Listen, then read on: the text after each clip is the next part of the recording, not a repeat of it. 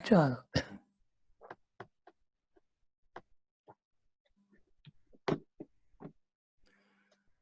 નમો રિહંતાણમ નમો સિદ્ધાણમ નમો આયર્યાણમ નમો વજ્રાયણમ નમો લોય સવસાહુણમ એસો પંચ નમકારો સબ્બ પાવ પ્રણાસણો મંગલાણં ચ સવ્યેસિં પરમં વૈ મંગલમ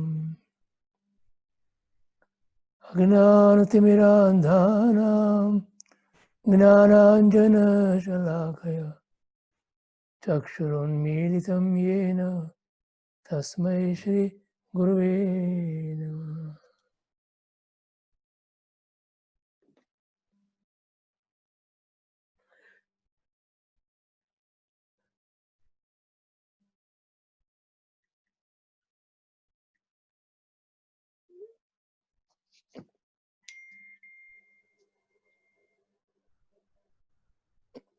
જય જયંત.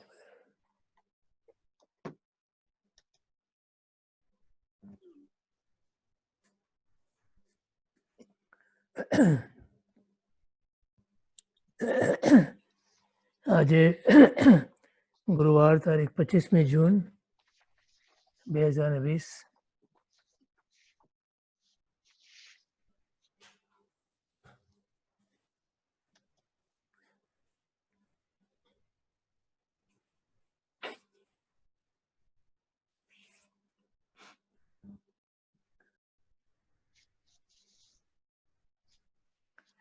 પૂજ્ય હરિભદ્ર સ્વામી મહારાજ સાહેબ કૃત યોગ દ્રષ્ટિ સમુચ્ચય અને આ ગ્રંથના વિવેચન કરતા છે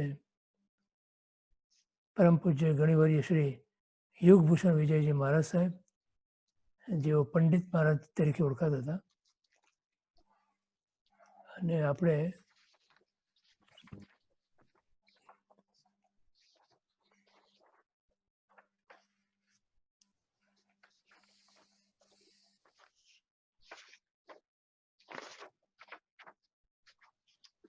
તમે પાનું ત્રીજું પૂરું કર્યું, છઠ્ઠું પૂરું કર્યું. એ તો છઠ્ઠું પૂરું કર્યું. એ જુદી બુક છે તમારી?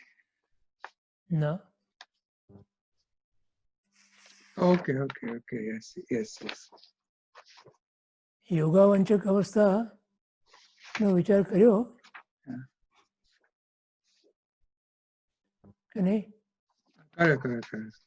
એક સેકન્ડ, ઝાંખું હતું ને, તમે 7મું પૂરું કર્યું. છઠ્ઠું પેજ છે ને, એ આપણે કર્યું હતું. એ છઠ્ઠું કરેલું પછી એમાં જે 3 પ્રકારના અવંચકપણા બતાવ્યા, યસ,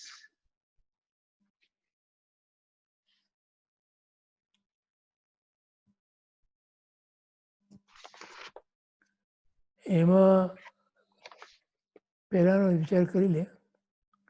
હવે વસ્તુ જરાક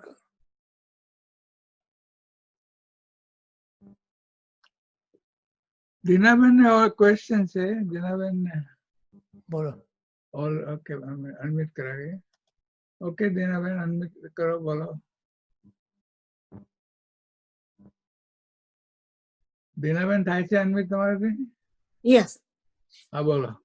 મને એમ કે 8મા પેજ થી શરૂ થશે. હા, મને એવું લાગે 7 પૂરા થઈ ગયા.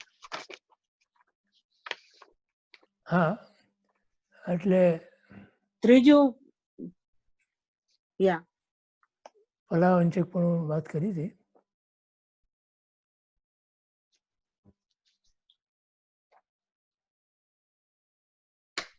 ફલાવંચક ની શરૂઆત થયેલી, પણ એને બીજા પણ 8માં કન્ટિન્યુ છે એમાં. યા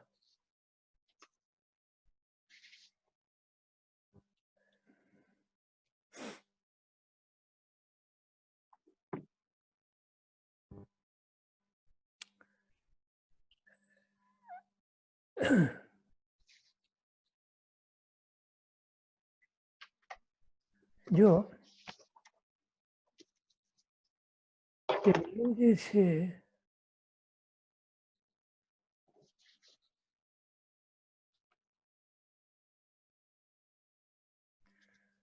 એ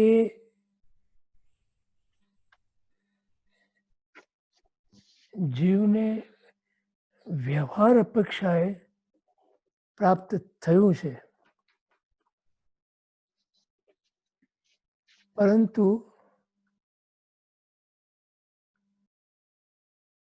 નિશ્ચય અપેક્ષાએ એ પ્રાપ્ત થયું છે એ ક્યારે કહેવાય એનો વિચાર જરૂરી છે.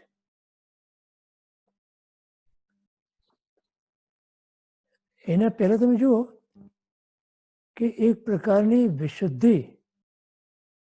જીવને આવ્યા પછી આ અવસ્થા આવે છે. આ એટલે કઈ? યોગાવંચક અવસ્થા. ઓકે. યોગ એટલે શું? જોડાણ. અહીંયા પ્રથમમાં દેવગુરુ અને ધર્મ સાથેનો યોગ હજી જીવને થયો નથી, અને એ આપણને હરિભદ્ર સૂરી મહારાજ સાહેબના વચનામૃતથી ઘણું આશ્ચર્યકારક લાગે.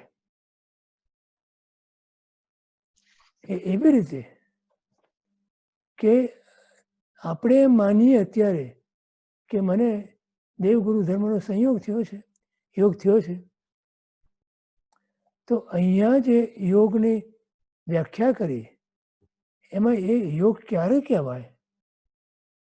તો કે એ યોગની સફળતા જો જીવનમાં આવે તો એ યોગ કહેવાય, અને ના આવે ત્યાં સુધી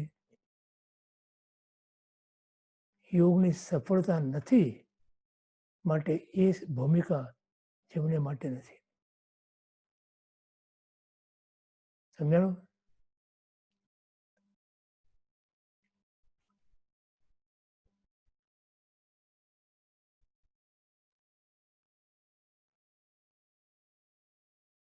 આપણને દેવગુરુ ધર્મનો યોગ થયો છે આપણે માનીએ છીએ, બરોબર? પણ તમે જુઓ એના પહેલા 6ઠ્ઠા પાના ઉપર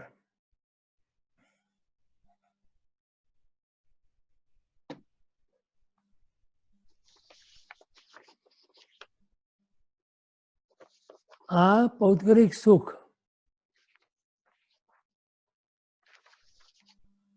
માત્ર સુખ આભાસ રૂપ નકલી જ સુખ છે, તો પછી અસલી સાચું સુખ પણ હોવું જ જોઈએ. એ સાચું સુખ કેવું હોય અને ક્યાં હોય, આવી જિજ્ઞાસા આ જીવને થાય છે. તો પ્રથમ તો આપણે વિચારવાનું છે કે મને આ જિજ્ઞાસા છે ત્યારે?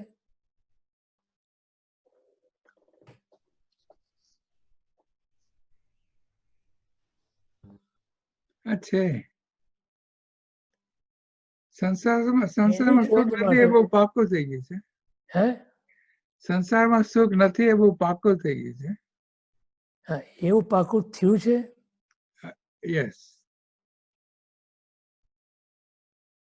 બધાએ પોતપોતાની અંતર નિરીક્ષણ કરી અને જવાબ ગોતવાનો છે.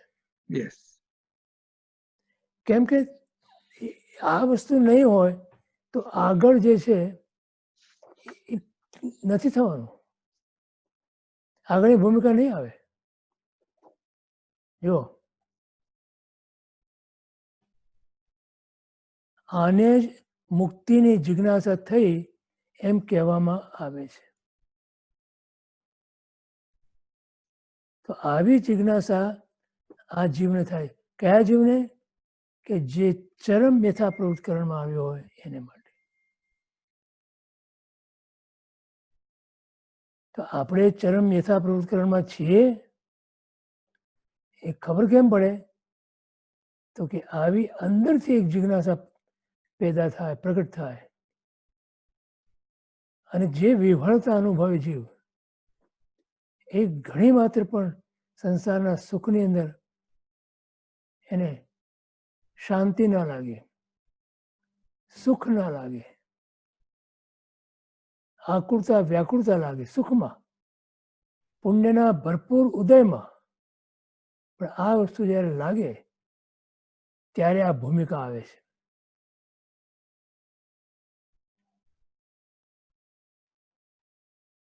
તો આવી જિજ્ઞાસા આ જીવને થાય છે. આને જ મુક્તિની જિજ્ઞાસા થઈ એમ કહેવામાં આવે. અનાદિ ભવચક્રમાં જીવને આજ સુધી કદી પણ આવી જિજ્ઞાસા થઈ જ નથી. તો ક્યારે થાય છે? તો કે ઘણો કર્મમળ નષ્ટ થઈ જાય એટલે 70 કુડાકુડી પ્રમાણ મહામોહનીયની સ્થિતિ અંતક કુડાકુડી થઈ જાય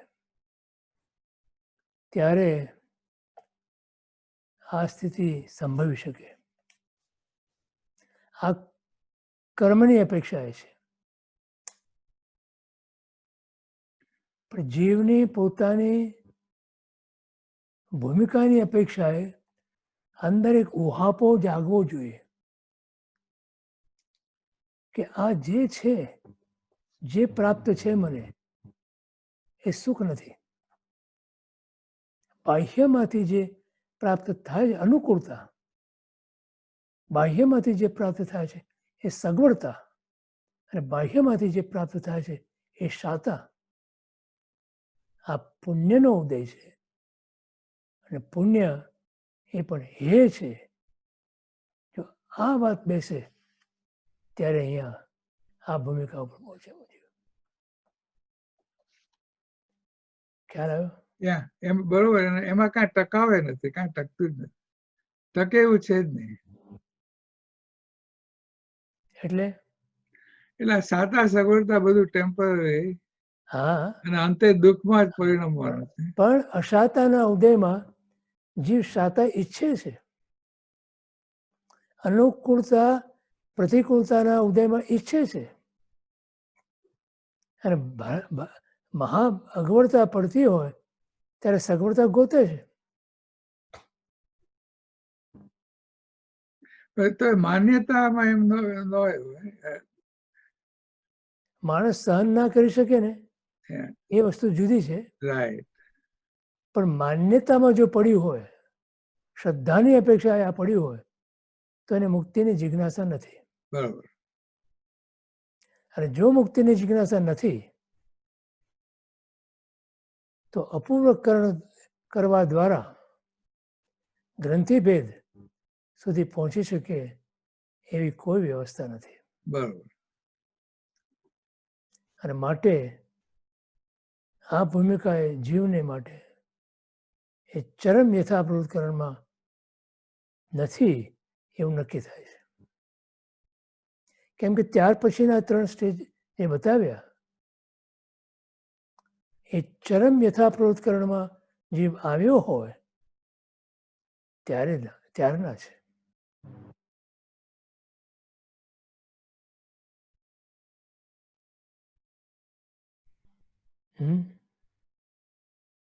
શું કહે છે?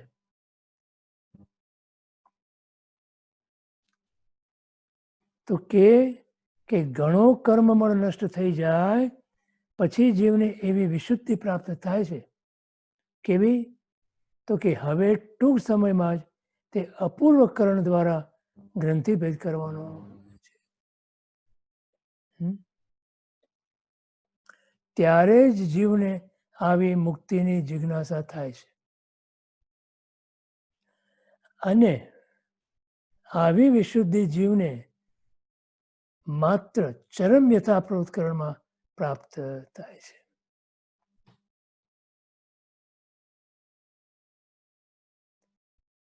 અને પછી જે એને આ યોગાવંચક અવસ્થાની અંદર દેવગુરુ ધર્મનો જે યોગ થયો છે એ યોગ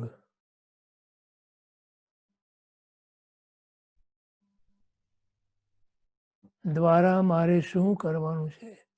તો કે મારે મારા આત્માની અંદર બોધનું પરિણમન, કે જે બોધના પરિણમનથી આ આત્મા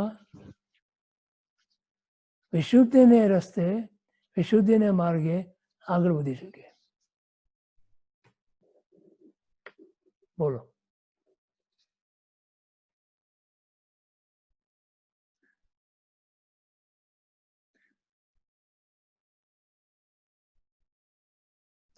તો દેવગુરુ ધર્મનો યોગ પ્રાપ્ત થયો,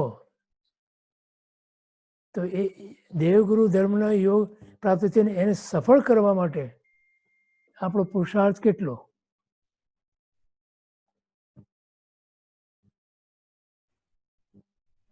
બોલો.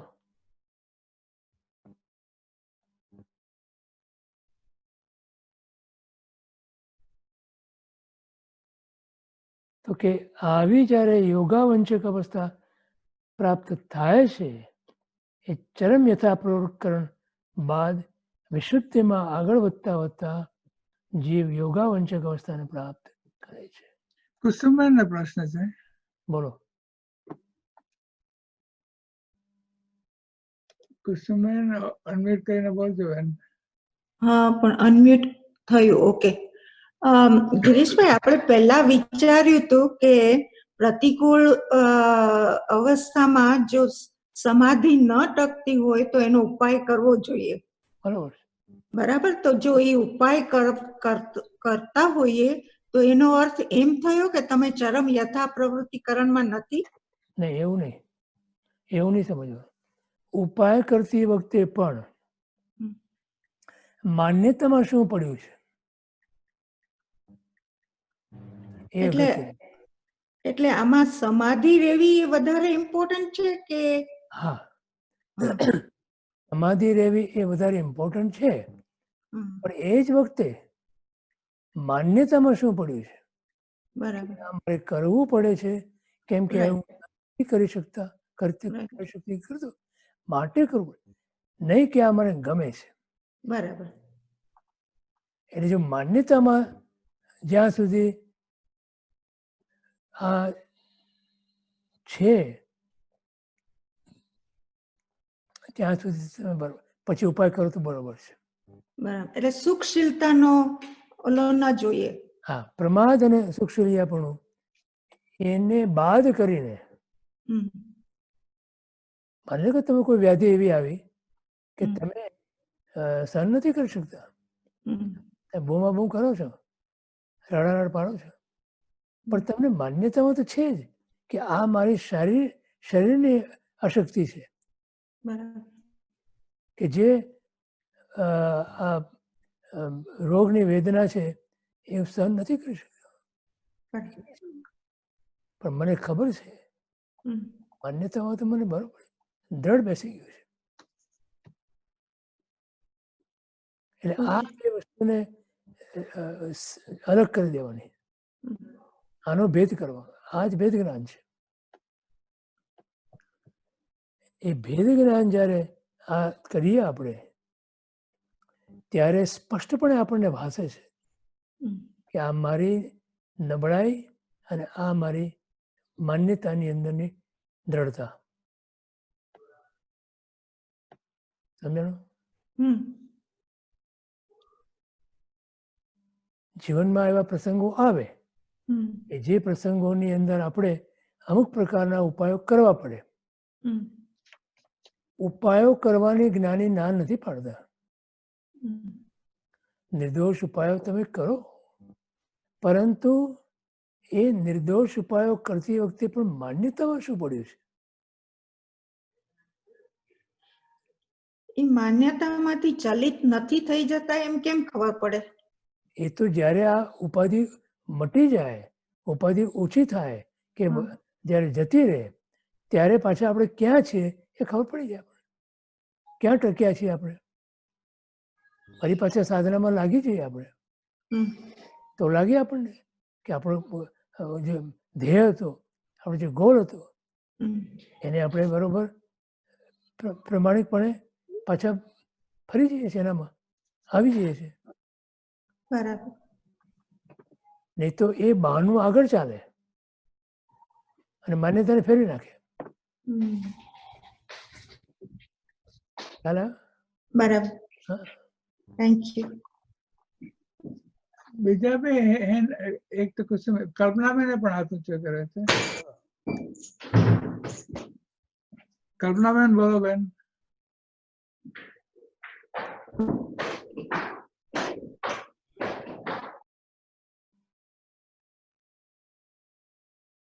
કલ્પનાબેન નથી બોલવું?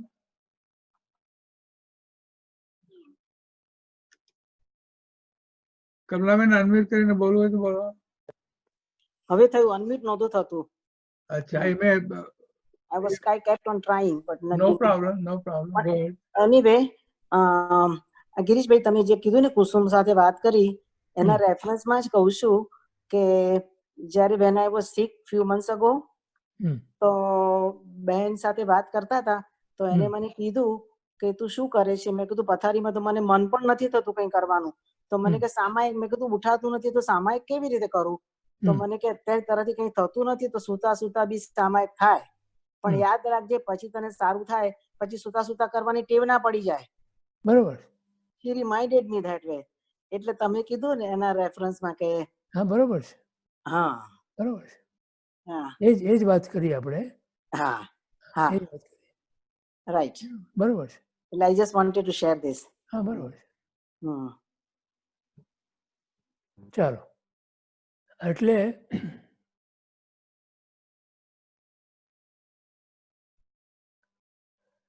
તો આ સર્વપ્રથમ તો આવી વિશુદ્ધિ જીવને પ્રાપ્ત થાય છે ત્યારે જ આટલી દ્રઢતા આવે છે.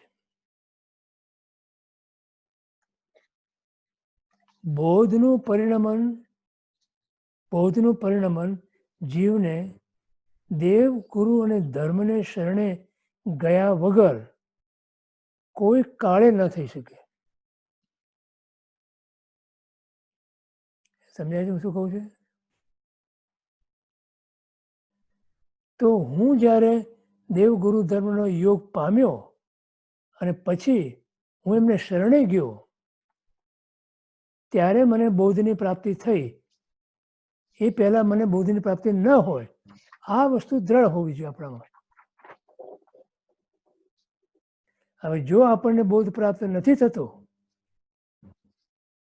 અને વારંવાર આપણે એમાં પાછા પડીએ છીએ તો એનો અર્થ એ જ થાય કે આપણું સમર્પણ દેવગુરુ ધર્મને યોગ હોવા છતાં અયોગ. યસ. ક્યાં કીધું આ? અંતિમ સંદેશ. હા. વિષય કશાય રથી તજો રહ્યા મતીના યોગ પરિણામની વિષમતા પરિણામની વિષમતા સમપરિણામ નથી રહેતા એવી અવસ્થાની વાત કરે છે. પરિણામની વિષમતા તેને યોગ અયોગ આ બહુ માર્મિક વસ્તુ છે. ત્યાં આપણે માનીએ કે આપણને દેવગુરુ ધર્મનો યોગ થયો છે પણ વિષમ પરિણામ ચાલુ હોય. પણ જો તમારા વિષમ પરિણામ ચાલુ હોય અને વિષય કશાયના પાંચેય ઇન્દ્રિયોના વિષયની વાત ચાલે છે. વિષયની વાત કરીએ એટલે એક વિષય નહીં લેવાનો, પાંચેય ઇન્દ્રિયોના વિષયને લેવાના. ખાલી સ્પર્શેન્દ્રિય નહીં લેવાનું. મોટા મોટું તો રસનેન્દ્રિય અને ચક્ષુરેન્દ્રિય.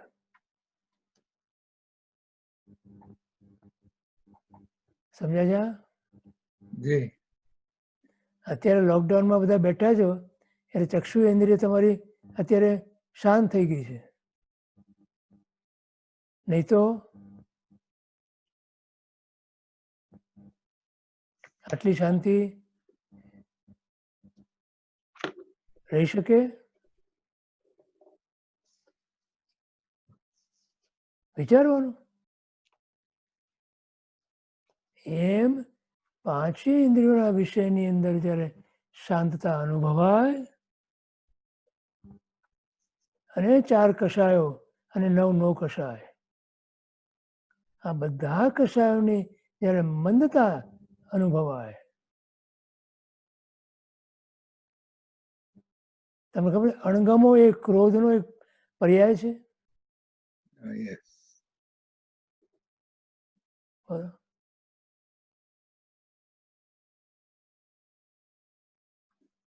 એ કષાય અરતિ પણ એમ જ. હા, અરતિ પણ એમ જ.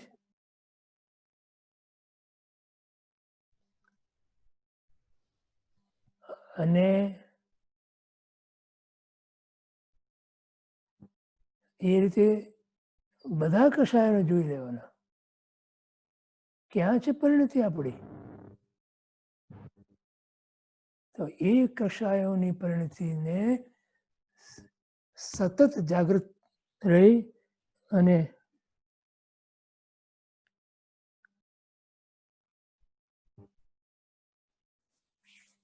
તપાસતા રહેવાનું છે. અને ગિરીશભાઈ, ઉત્કૃષ્ટ મૈત્રી ભાવ આમાં ઘણો કામ આવે ને. કષાયોને શાંત કરવામાં. પહેલા તો મૈત્રી ભાવ આપણે સમજવો પડે. યસ. પન્યાજી ભગવંતની પરિભાષાની અંદર એ ભાવને સમજવું પડે. રવિવારના સ્વાધ્યાયમાંથી ઘણી સહાય મળી છે એમાં.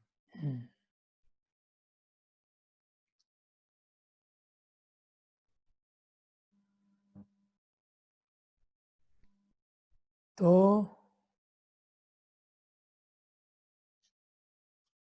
આપણને સુદેવ, સુગુરુ અને સુધર્મનો યોગ મળ્યો હોવા છતાં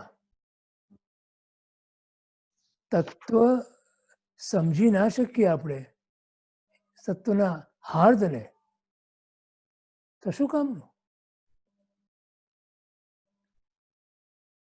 સદદેવ, સદગુરુ અને સદ્ધર્મ ત્રણેય વસ્તુ મળ્યા પછી પણ તો આપણને એમ લાગે છે કે પૂર્વમાં આપણે આ જીવે આ 3 વસ્તુ નહીં મેળવી હોય. અવશ્ય મેળવી હશે. પણ શું બન્યું? બધું બદલાણું પણ માન્યતા ના બદલાણી, અંદરનો માયલો ના બદલાણો.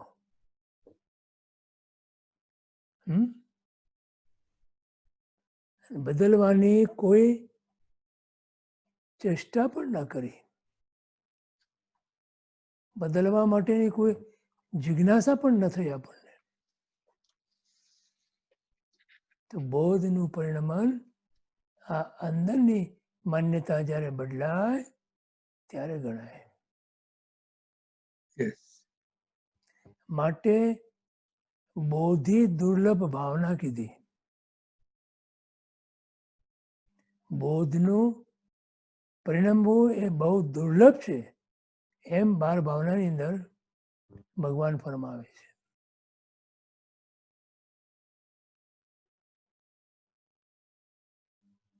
અને પાછું થાય છે શું કે જીવ પોતે પોતાની માન્યતાની અંદર આ બોધનું પરિણમન મને થયું છે એવું માની અને સ્વચ્છંદપણે વર્તે છે. માટે એના જીવનમાં અને એના આખા પરિભ્રમણમાં ક્યારેય પણ એને બોધનું પરિણમન થતું નથી, થઈ શકે પણ નહીં.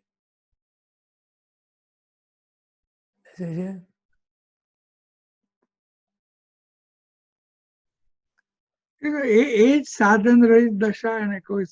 હા, જીવને સ્વચ્છંદ એટલો વાલો છે કે સ્વચ્છંદ એને સ્વચ્છંદ લાગતો જ નથી. ગુરુની આજ્ઞા પોતાની મતિ પ્રમાણે એને અર્થઘટન કરી અને પોતાના જીવનમાં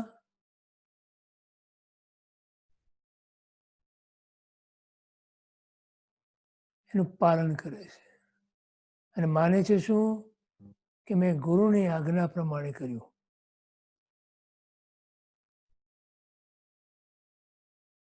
કર્યું હોય પોતાના સ્વચ્છંદથી.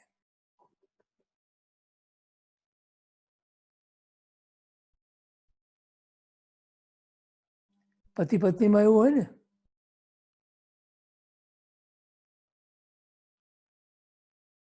બંનેને એકબીજાને એમ લાગે કે હું તો તમે જેમ કહો છો એમ કરું છું. હા, બંનેને એકબીજાને એમ હોય. પણ હોય શું, પોતાની મરજી પ્રમાણે જ થતું હોય અને કરતા હોય. એવી રીતે આપણે પણ ગુરુની આજ્ઞાનું પાલન આપણી મતિ કલ્પનાથી કરીએ છીએ અને પછી કહીએ આપણે કે ગુરુદેવ તમારી આજ્ઞા પ્રમાણે મેં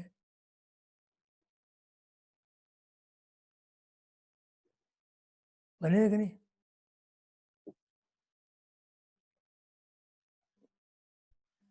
જો આપણે ગુરુ પાસે જઈએ ને, ગુરુને એમ કહીએ આપણે કે સાહેબ હું આટલું આટલું કરું છું, તો સાહેબ શું કહે, ચાલુ રાખો. બરાબર.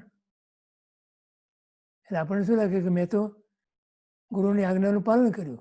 ગુરુ જે કીધું આજ્ઞા એમ આપી કે તમે જે કરો છો ચાલુ રાખો. તો જે કરતા હતા એ કોની આજ્ઞાથી કરતા હતા,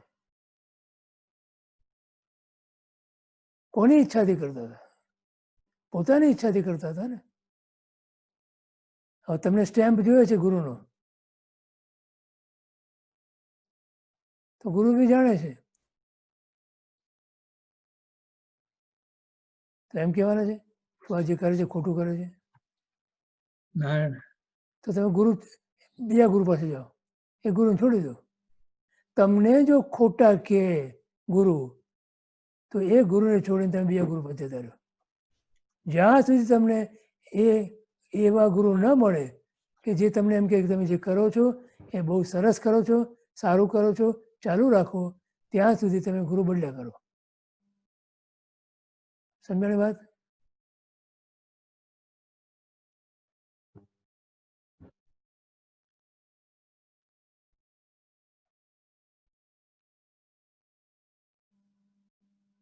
સાધના તમને ગુરુ આપે પછી કેટલી વફાદારી પૂર્વક તમે એ સાધના કરો, એ ક્યારે વિચાર્યું?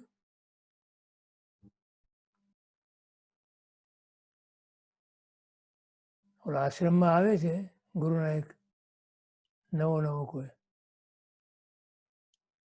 એને ગુરુ કહે છે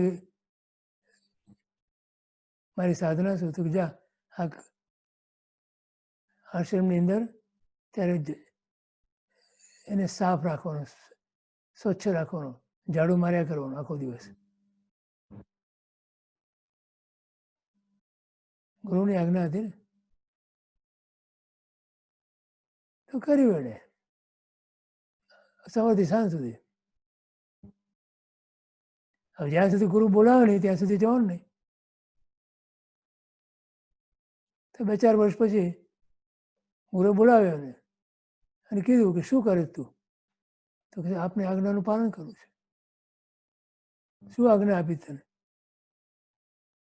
આશ્રમમાં ઝાડુ મારવાની, કચરો સાફ કરવાની. બોલો. તો 3-4 વર્ષે પણ ગુરુ એને કહે છે કે તારા હૃદયમાંથી અને તારા આત્મામાંથી બધો કચરો સાફ થઈ ગયો, હવે આવ આગળની સાધના માટે. છે આપણી તૈયારી આવી?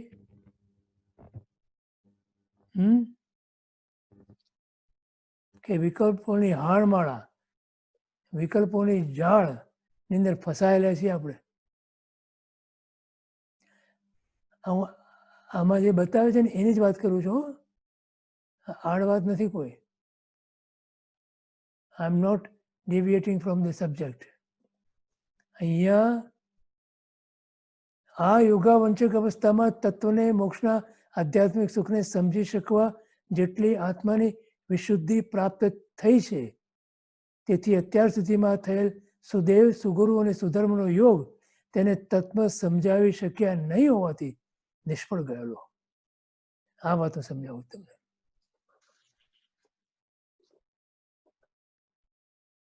કયો છે તૈયારી એટલી આપણી? ગુરુ પ્રત્યેના સમર્પણની આ તૈયારી છે તો આપણને આવું અવંચકપણું પ્રાપ્ત થઈ શકે. હા, અત્યારે સૌ પ્રથમ વખત જ તે યોગ સફળ થયો છે. ક્યારે સફળ થયો? જે વિશુદ્ધિ જીવે કરી, એ વિશુદ્ધિ કેવી રીતે કરી? જિજ્ઞાસાના બળે, કે મારે હવે મારા આત્માનું કલ્યાણ કરવું જ છે. કેમ? તો કે એ સિવાય મને ક્યાંય ચેન નથી પડતું, મને ક્યાંય સુખ પ્રાપ્ત થવાનું નથી. આવું જ્યારે મનમાં લાગે, સંસારના સુખો જ્યારે દુઃખરૂપ લાગે, દુઃખ તો દુઃખરૂપ બધાને લાગે, પણ સુખ પણ જ્યારે દુઃખરૂપ લાગે ત્યારે આ અવસ્થા આવે છે. હવે આપણે પોતપોતાના જીવનને તપાસવાના કે આપણે ક્યાં છીએ.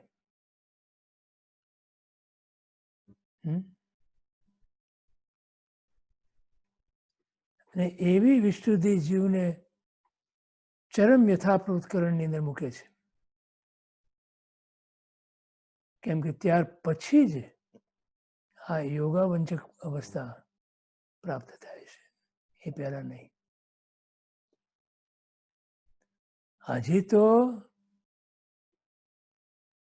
વૈદિક જ્ઞાનની ભૂમિકા તૈયાર નથી થઈ. સમજાય છે? અહીંયા ભવાભિનંદન પણ એ પૂરું થયું ને. પણ ભવાભિનંદીપણું એટલે સંસારની અંદર જ્યાં સુધી એને રસ છે ત્યાં સુધી ભોગ દ્રષ્ટિ ભવાભિનંદીપણું છે. અને ભવાભિનંદીપણામાં રહેલા જીવને માટે આ દશા આવી અત્યંત દુર્લભ છે.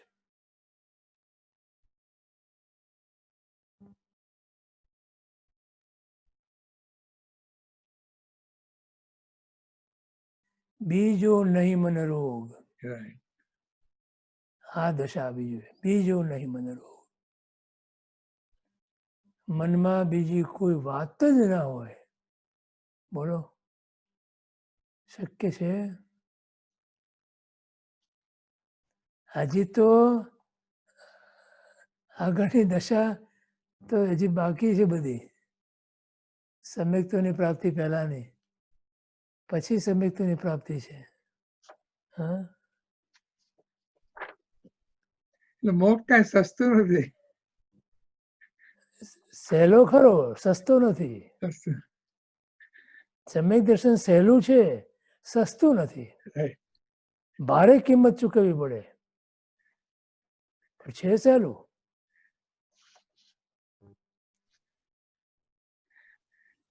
સમજાય છે? હાજી.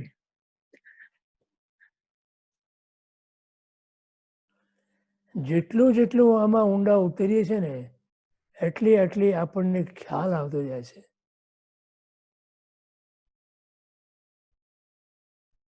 કે વેર ડુ વી સ્ટેન્ડ.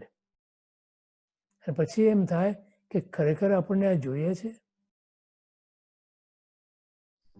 કેમ ઘણું બધું છોડવું પડે માન્યતામાંથી. અને આપણે તો છોડવાની વાત આવે એટલે આમ કરીને આમાં છોડ્યું, આ એ છોડવાની વાત. એ તો છોડવાનું છે જ નહીં. એ તો છૂટી જવાનું છે. આ છોડવાનું નથી, આ છૂટી જવાનું છે. જુઓ, આને કાં તો તમે આમ ફેંકી દો તો છૂટી જાય, બરાબર? નહીં તો આના ઉપરની તમારી પકડ જે છે એ પકડને ઢીલી કરો તો છૂટી જાય, બરાબર? તો વિચારવાનું છે મારી પકડ ક્યાં છે. સંસારના પદાર્થો અને સંસારના સુખ પ્રત્યેની મારી પકડ કેવી છે? કેમ કે પકડ છોડી દેશો, પકડ ઢીલી કરશો તો આપોઆપ છૂટી જવાનું છે. અને છૂટવા જાય ત્યારે તમે એને જોરથી પકડી રાખશો તો છૂટવાની નથી ક્યારે બી. ગુરુના બોધ સાંભળી, ભગવાનની વાણી સાંભળી અને આપણને એમ થાય કે ચાલો પકડને કરો છૂટી, ત્યારે ઢીલી. અને ઢીલી કરવા જઈએ ને જ્યારે છૂટી જતું હોય ત્યારે ધ્રાસકો પડે, એટલે પાછી પકડ મજબૂત થઈ જાય. હમણાં તો રાખો. હે થાય કે નહીં? હાજી. પણ માન્યતા આજે જયારે બધા- માન્યતા આજે જયારે બધા- છોડાય ત્યારે આનંદ થાય છે actually. નહીં, આજે બધા થોડા વર્ષો પહેલા બધા કહેતા હતા ભાઈ અમારે જે કામ કરીએ છીએ, અમે નોકરી ધંધા કરીએ છીએ, વેપાર ધંધા કરીએ છીએ, રિટાયર થઈશું પછી અમે બરોબર ધર્મ કરશું. તો રિટાયર થયા પછી શું કર્યું? રિટાયર થયા પછી મોટા ભાગના જીવોએ શું કર્યું કયો? મારે નથી કેવું, હે મારે નથી કેવું. બહુ માર પડે છે હું કહું ત્યારે. એમ જ થયું છે ને. મોટે ભાગે. રિટાયર થયા પછી પોઈત્રા પોઈત્રીમાં પડી ગયા, આજે હું નહોતો કહેવાનો, પોઈત્રા પોઈત્રીમાં પડી ગયા. તમારા મોઢે સાંભળવું હતું. પછી મારે તો આટલી સફર બાકી છે દુનિયાની, હા એ બે એમાં પડી ગયા. Bucket list, bucket list. હું અહીંયા નથી ગયો, ત્યાં નથી. પાછા ભાઈબંધો ભેગા થાય બધા રિટાયરી, તો વાત તો આ જ કરતા હોય, વાત તો આ જ ચાલતી હોય. તમે કેટલું ફરી આવ્યા ને અમે કેટલું ફરી આવ્યા. તમે ફરી આવ્યા, અમારે બાકી છે જી. પેલો કે તમે ફરી આવ્યા, અમે બાકી છે અમારે. એમ કરતા જિંદગી પૂરી. જિંદગીને બાય બાય ને ટાટા. પછી બીજો જન્મ ક્યાં મળશે ને કેવો મળશે ક્યાં ખબર છે? બોલો કયો. પણ આપણે તો જ્ઞાનીના પણ જ્ઞાની છીએ ને, એટલે આપણને ખબર છે કે આપણે તો અહીંથી જઈ અને મહાદેવ ક્ષેત્રમાં જ જવાના છીએ, સિમંદર સ્વામીના ચરણે જ જવાના છે. પછી બીજા 19 તીર્થંકર જેના નામે ખબર નથી. મહાદેવ ક્ષેત્રમાં બીજા 19 તીર્થંકર પરમાત્મા વિચરે છે, એનું એકેના નામ બી બીજાને ખબર નથી. કયા ક્ષેત્રમાં કે કઈ ભૂમિમાં વિચરે એ બી ખબર નથી. અને છતાં ત્યાં જઈ અને એમના ચરણોમાં સાધના કરી અને મોક્ષે જતા રહીશું અમે. આનાથી બીજી વધારે વાહિયાત વસ્તુ આ જગતમાં મેં નથી જોઈ. શું કહ્યું છે? અહીંયા પાત્રતા આવે તો શક્યતા છે, નહીં તો નથી. આપણે એ જ વાત છે ને. યસ.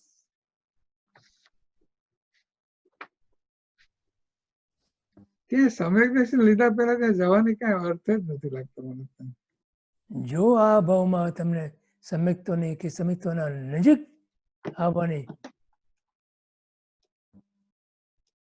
ભૂમિકા પ્રાપ્ત ન થઈ તો એક તમે જે કલ્પના કરો છો કે આવતા ભાવની અંદર અમે મહાવિદ્ય ક્ષેત્રમાં જઈ પછી ગાય તો ખરા હો. હે શું ગાય?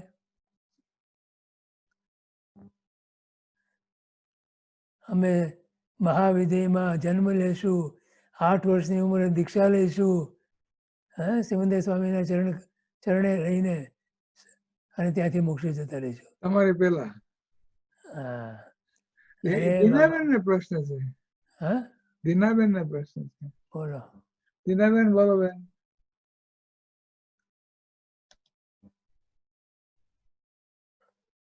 કહો. હવે બોલે છે, હવે બોલશે. બોલો બેન. ગિરીશભાઈ, જય જિનેન્દ્ર. જય જયબેન બોલો. અવ્યક્ત સમાધિ એટલે શું? આમ સોરી, તમે વાત કરતા હતા, મેં થોડી વાર પહેલા હાથ ઊંચો કર્યો હતો, એટલે આઈ ડિડન્ટ મીન ટુ. એનીવે, પણ આ ક્યાં એ શબ્દ ક્યાં આવ્યો? અવ્યક્ત સમાધિ એ આપણે બીજું ક્રિયાવંચકપણું છે ને, એનો ઉપરનો આપણે ત્યાં સુધી આવી ગયા કે નહીં, એનો ઉપરનો જે પેરાગ્રાફ છે ને, એના ઉપરનામાં સૌથી લાસ્ટ લાઈન, લાસ્ટ સેન્ટેન્સ. હજી તો હું ત્યાં આવું છું. ત્યાં હવે આપણે ઓકે બધું રિવિઝન થાય છે દીનાબેન. યસ. હું અત્યારે રિવિઝન એટલા માટે કરું છું હા હા કે આ ભૂમિકા જરૂરી છે. Okay, thank you. એટલે આપણે હમણાં પાના 6 ના છેલ્લા પેરેગ્રાફ ની આગળ છે. હું સમગ્રપણે લઉં છું. Right. છઠ્ઠું પાનું અને 7મું પાનું ભેગું લઉં છું હમણાં. ઓકે.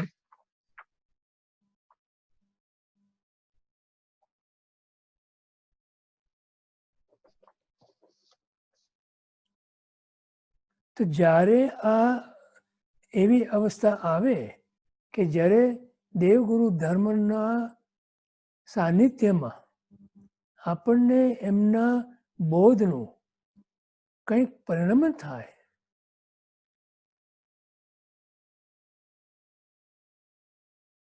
અને આત્માની અંદર કંઈક એવી વિશુદ્ધિ આવે કે જે વિશુદ્ધિ તત્વને ઝીલી શકે, તેટલા અંશે મૌન્ય કર્મની ઉપશાંત દશા થાય છે. મૌન્ય કર્મ જાય નહીં કઈ, પણ એ એક મૌન્ય કર્મ 8 કર્મમાં એક જ એવું કર્મ છે કે જે ઉપશમ થઈ શકે છે, ઉપશાંત થઈ શકે છે. તો આપણો પ્રયત્ન અને પુરુષાર્થ સર્વપ્રથમ આ મૌન્ય કર્મને ઉપશમ કરવાનો છે. માટે ત્યાં કીધું કષાયની ઉપશાંતતા. ખ્યાલ આવ્યો? તો કષાયને ઉપશમ કરવા એટલે મૌન્ય કર્મને ઉપશાંત કરવું. બરોબર.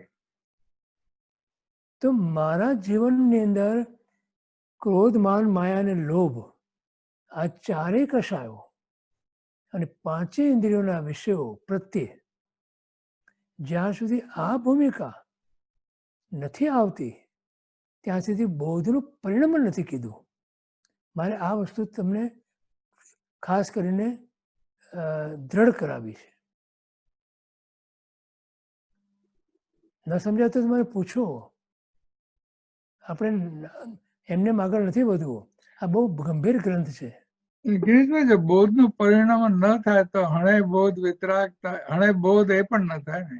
ન થાય, એટલે દર્શનમાં કઈ ડેન પડવાનો નથી. ન થાય, ન થાય, ન થાય. અને આત્મસિદ્ધિ તમે ગમે તે 142 ગાથા ગોખી ગોખી ગોખીને કંઠસ્થ કરો તોય કઈ નહીં વળે. એને પહેલા કીધું કશાય નહીં ઉપશાંત થાય. 2-3 વાર કીધું. 2 જગ્યાએ મૂક્યું છે Yeah. કશાયની ઉપશાંતતા. એટલે આ વસ્તુ શક્ય છે અને એ વસ્તુ વગર ચાલી શકે એમ નથી પાછું. ના. અને એ તરફ આપણું ધ્યાન જ નથી, આપણું લક્ષ્ય જ નથી. જો આપણે ક્રિયા કરીએ છીએ ને, એ ક્રિયા એટલા માટે ભગવાને બતાવી છે કે જેથી કરીને સંસારની ક્રિયાઓ એ પાપ ક્રિયાઓ છે અને ભગવાનના બોધથી, ભગવાનના ની વાણીથી આપણને જે બોધ પ્રાપ્ત થાય અને એના કારણે જે આપણને ક્રિયાઓ ભગવાને બતાવી છે, એ ક્રિયાઓ એટલા માટે બતાવી છે કે આપણે સંસારની ક્રિયાઓથી વિરમીએ. વિરામ પામીએ એને વિરતિ કહેવાય. સામાયિક તમે કરો છો ત્યારે તમે શું કહો છો? એમાં બે વચન આપો છો ભગવાનને તમે. એ બંને વચનોની અંદર આપણે મોટા ભાગે નાપાસ થઈએ છીએ. મોટા ભાગે કોઈ વિરલા હશે તે થતા હશે. શું બે વચન આપીએ છીએ? સામાયમ એક, જોગમ પચિક્ષામી. સાવધ્ય યોગના પછાડ અને સામાયિક એટલે સમતા ભાવની જાગૃતિપૂર્વક પોતાનામાં આવે છે.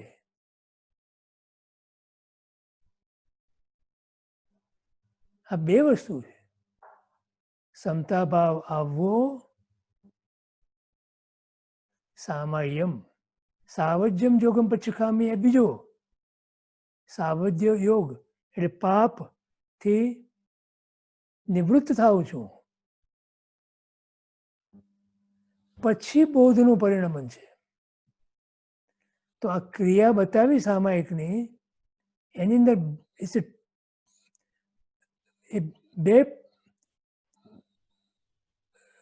બે રીતે છે. ડબલ પ્રોંગ છે એમાં.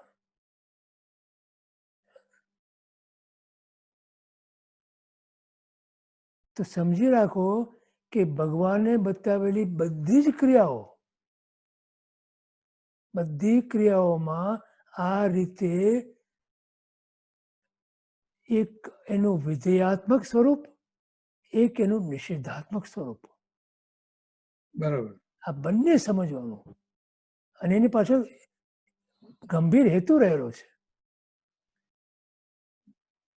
પાપની ક્રિયાઓ જ્યાં સુધી છોડાય નહીં, દૂર ન થાય, ત્યાં સુધી ધર્મની ક્રિયાઓ થઈ શકે નહીં, પરિણમી શકે નહીં, આત્માને કોઈ લાભ કરે નહીં.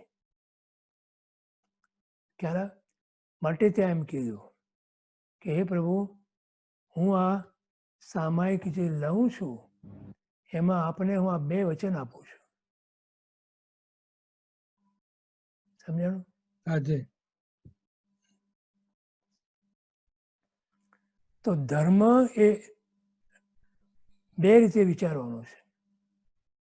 એક નિષેધાત્મક રીતે અને એક વિધેયાત્મક રીતે. નિષેધાત્મક રીતે દોષોની નિવૃત્તિ અને વિધેયાત્મક રીતે ગુણોની પ્રાપ્તિ. બરાબર. સમતા એ ગુણ છે અને પાપ એ દોષ છે. બરાબર.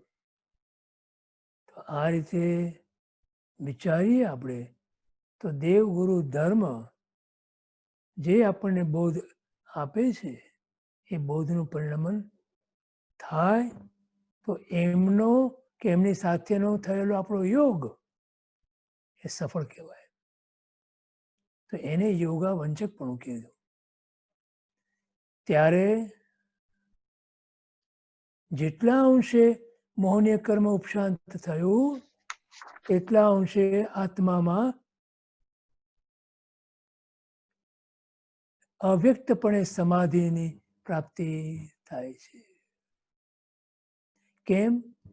તો કે સમતા ગુણ એ સમાધિ સૂચવે છે. યસ. ખ્યાલ આવે છે? જી. તો અવંચકપણાની અવસ્થા 3 પ્રકારની કીધી. એમાં પહેલું જ લેવાનું છે આપણે, યોગાવંચકપણું. ક્યારે પ્રાપ્ત થાય? કે જ્યારે દેવગુરુ ધર્મનો યોગ પ્રાપ્ત કરીને. નવીન, આમ સોરી, માય મિસ્ટેક. નવીનભાઈ ને પ્રશ્ન હતો થોડા વખતથી. હા, એક સેકન્ડ. ઓકે. પ્રાપ્ત કરીને જે તત્વનો બોધ કરવાનો છે તે તત્વબોધને પ્રાપ્ત કરવા દ્વારા દેવગુરુના સંયોગને, એ યોગને સફળ કરવાની તેનામાં લાયકાત આવી ગઈ. કોનામાં? સાધકમાં. આ બરોબર. લાયકાત પ્રાપ્ત કરવી એને જ યોગાવંચકપણું કીધું. બાકીની બે અવંચક અવસ્થાઓ અહીં આ કક્ષામાં પ્રાપ્ત થતી નથી. એ આગળની કક્ષાઓ છે કે જે પછી આપણે વિચારશું. બોલો, પ્રશ્ન કયો. નવીનભાઈ કે સ્મિતાબેન, હું તમને અનમ્યુટ કરું. હવે અનમ્યુટ થશે ભાઈ.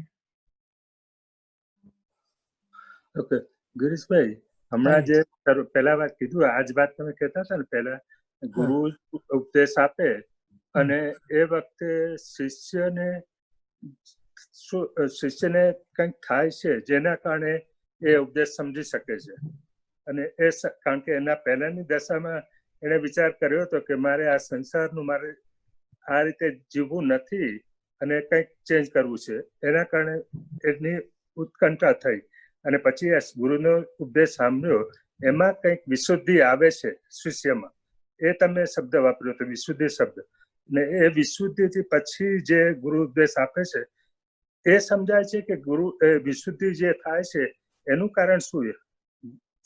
એ વિશુદ્ધિનું કારણ છે કે જે જિજ્ઞાસા થઈ ને એને, કે આ જે સુખ અત્યાર સુધી મેં વિચાર્યું કે જોયું કે જાણ્યું એના કરતાં કોઈક વિશેષ સુખનો અનુભવ હોવો જોઈએ. અને કયું સુખ? કયું સુખ? તો એ જિજ્ઞાસાને કારણે પૌદ્ગલિક સુખો જે ક્ષણિક હતા એ ક્ષણિકતાનો એને બોધ થાય છે. પણ એ તો ગુરુને મળ્યો એના પહેલા વિચાર આવ્યો હતો, પણ ગુરુએ બોધ આપ્યો ત્યાર પછી જે ચેન્જ આવે છે એ શું ચેન્જ આવે છે વખતે? હા, એ તો એના તત્વનો બોધ પરિણમન પામ્યો. તત્વનો બોધ એને પરિણમન પામ્યો. આત્માની અંદર એક પ્રકારની એને શાંતિ અનુભવી. શાંતિ અનુભવ. ઓકે. અને એને કરવાનો ઉત્સાહ આવે છે ને હવે સાચો રસ્તો મળ્યો છે ચાલવાનો. એ જે શાંતિનો અનુભવ કર્યો ને, એવી શાંતિનો અનુભવ એને પૂર્વે ક્યારે નહોતો કર્યો. બરાબર છે, બરાબર છે. કોઈ અલૌકિક શાંતિનો અનુભવ કર્યો એને. Very true. અને એનું મૂળ ગોતતા ગોતતા એને ખ્યાલ આવ્યો કે આ તો દેવ, ગુરુ અને ધર્મના પ્રતાપે, એના પસાય, એની કૃપાથી આ અત્યારે હું અનુભવી શક્યો છું. ને પછી એનો વધારે અહોભાવ, બહુમાન એનો વિશેષ કરીને થાય છે અને એ એની યોગ્યતા પાછી વધારે છે. Okay, thank you. બરોબર. બરાબર.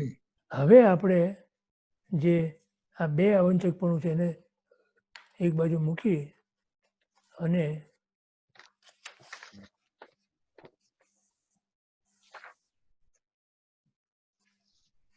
કે છે અહીંયા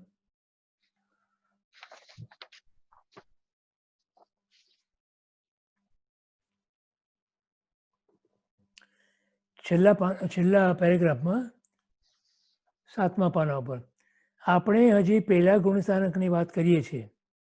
તેમાં જીવ ક્રિયાવંચકપણું કે ફલાવંચકપણું પ્રાપ્ત કરતો નથી. ખ્યાલ આવી ગયો? માત્ર યોગાવંચકપણું પ્રાપ્ત કરે છે. બરોબર? તો યોગાવંચકપણાની પ્રાપ્તિ પણ આટલી દુર્લભ છે અને હજી તો એ પહેલા ગુણસ્થાનકમાં આવ્યો છે.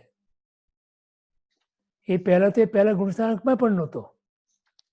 જ્યારે એને સંસારી સુખ લાગે છે ત્યારે એ જીવ પહેલા ગુણસ્થાનકમાં પણ નથી. ફરી વાર બોલું? ધ્રાસકો પડે છે. ફરી વાર બોલું?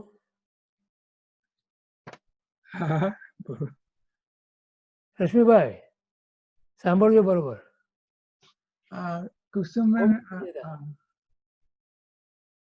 જ્યાં સુધી જીવને સંસારી સુખ લાગે છે ત્યાં સુધી જીવ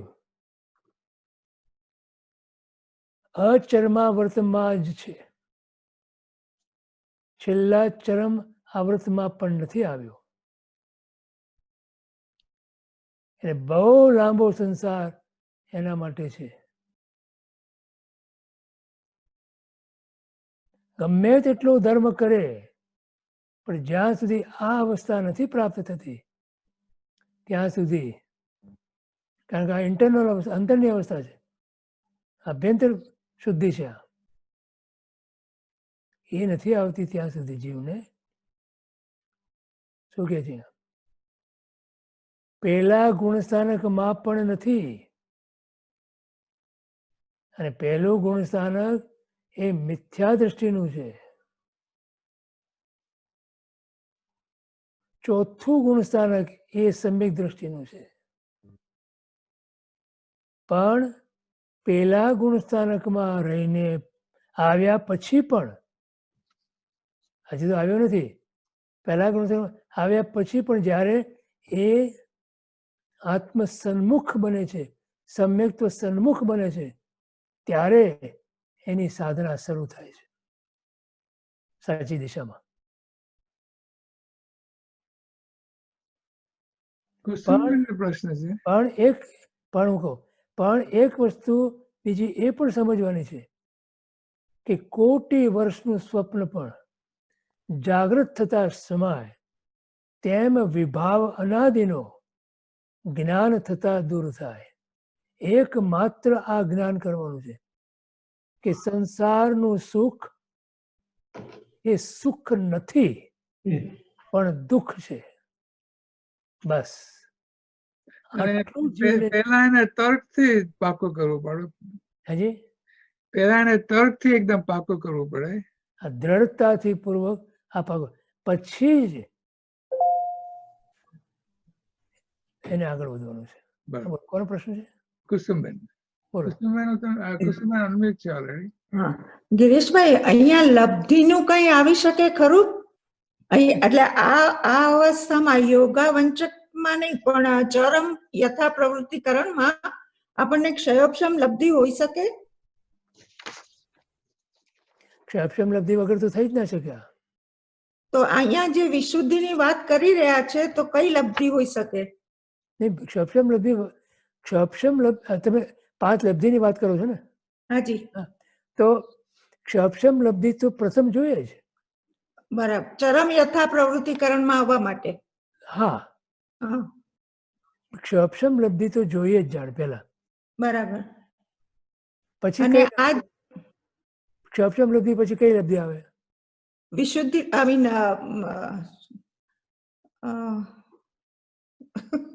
I forgot. ક્ષયોક્ષમ લબ્ધિ, વિશુદ્ધિ લબ્ધિ નહીં. વિશુદ્ધિ લબ્ધિ, ઓકે, પછી દેશના લબ્ધિ. રાઈટ.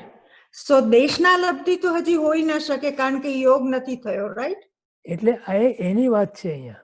હા, આ યોગાવંચકપણું જે છે ને એ હા. અવસ્થાની અંદર દેવગુરુ ધર્મનો જે યોગ થાય છે ને હા, ત્યારે એને આ બોધ ગુરુનો હા, પરિણામ પામે છે. આ એ યોગાવંચકપણું છે. બરાબર, પહેલા વિશુદ્ધિ લબ્ધિ, ક્ષયક્ષમ રાઈટ, બરાબર. ક્ષયક્ષમ લબ્ધિમાં શું થાય છે કે 70 કોડાકોડી પ્રમાણ જે મૌની કર્મની સ્થિતિ છે દર્શન મૌનીની, હમ, એ અંત કોડાકોડી થાય છે. રાઈટ. ખરું? હવે આવું અંત કોડાકોડી કરવાનું જે અનંતી વાર કર્યું. સમજાણું?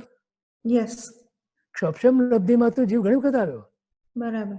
અરે 4 લબ્ધિ સુધી પહોંચ્યો છે જીવ. હમ, છેલ્લે જ્યારે ગ્રંથિ ભેદ કરવાનો હોય ત્યારે ત્યાંથી પાછો ફરી જાય છે. કરણ લબ્ધિમાં નથી પહોંચ્યો હમ, હજી સુધી, બરાબર. પણ 4 લબ્ધિ સુધી તો પહોંચ્યો છે. બરોબર? બરાબર.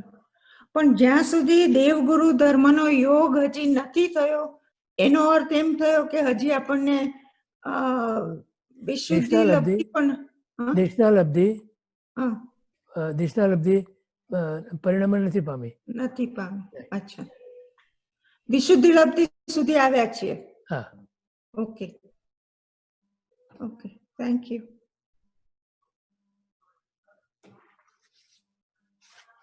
એ 5 લબ્ધિના નામ છે કોઈને ખબર? ક્ષયક્ષમ લબ્ધિ, વિશુદ્ધિ લબ્ધિ, દેશના લબ્ધિ, પ્રાયોગ્ય છેલ્લી કઈ છે ખબર નહીં. કોને ખબર છે બોલો? હમણાં જ બોલ્યા હતા તમે. હા, હાથ ઊંચો કરો તમારો આમાં.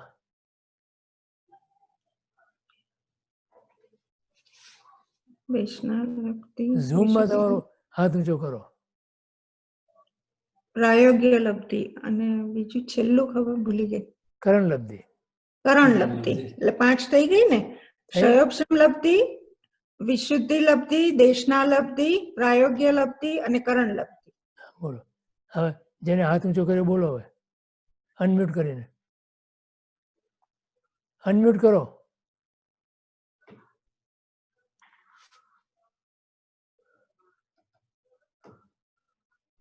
એ કોણ હતું એ જ મને ખ્યાલ નથી. તો દીનાબેન ને એક પ્રશ્ન છે. તમે કોકે હાથ ઊંચો કર્યો તો હમણાં? હેલો, હમણાં તો એક જ હાથ ઊંચો છે દીનાબેન નો. અચ્છા બોલો. દીનાબેન તમારો વારો બેન. હા બીજો હમણાં હાથ ઊંચો થયો. બીજો થયો? હા. ના ના, દીનાબેન બોલો. હા, બરાબર કીધું તો એમણે. ક્ષયોક્ષમ લબ્ધિ, વિશુદ્ધિ લબ્ધિ, દેશના લબ્ધિ, પ્રાયોગ્ય લબ્ધિ અને કરણ લબ્ધિ. તો એ તમારે ફરીથી કેવી રીતે એમ? ના, કીધું ને, મેં તો ક્યારનો હાથ ઊંચો કર્યો હતો. હા કઈ વાંધો નહીં. તો Okay. હવે ક્યાં છીએ આપણે? ઓ, આપણે ક્યાં છીએ? બોલો. એટલે કે ક્યાં છીએ? દેશના લબ્ધિ ચાલુ છે.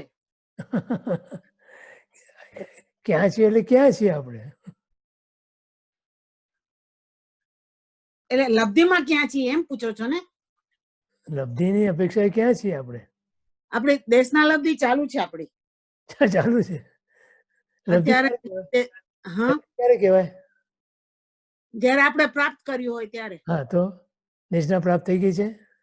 નથી, એટલે એમાં અત્યારે દેશનામાં છીએ. હજી એ પ્રાપ્ત નથી થયું, એટલે પૂરું થયું છે કદાચ વિશુદ્ધિ સુધી. હા કદાચ વિશુદ્ધિ સુધી. ક્ષયોક્ષમ તો માંથી તો નીકળી ગયા છીએ. કારણ કે એમાં વિશુદ્ધિ કોને કહેવાય? કયો મને.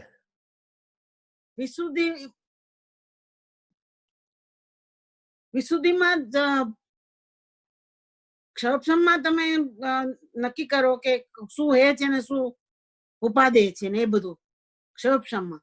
અને વિશુદ્ધિમાં એનું વધારે ડિટેલમાં વધારે કરો તમે. અને પછી દેશનામાં હા sorry this is what I know, but then of course I don't know, this is what I know.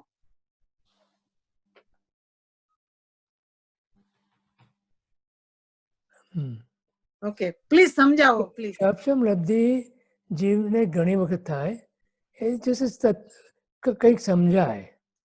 ક્ષયોક્ષમ લબ્ધિ કંઈક સમજાય, કંઈક 1%. વિશુદ્ધિમાં એને મૌન્યનો ઘણો બધો ઉપશામ કર્યો હોય ત્યારે આવે. અને ત્યાર પછી એવી ભૂમિકા એની તૈયાર થાય કે જ્યારે ગુરુનો ઉપદેશ એ સાંભળે તો એને પરિણામ પામે. એ દેશના લબ્ધિ કહેવાય.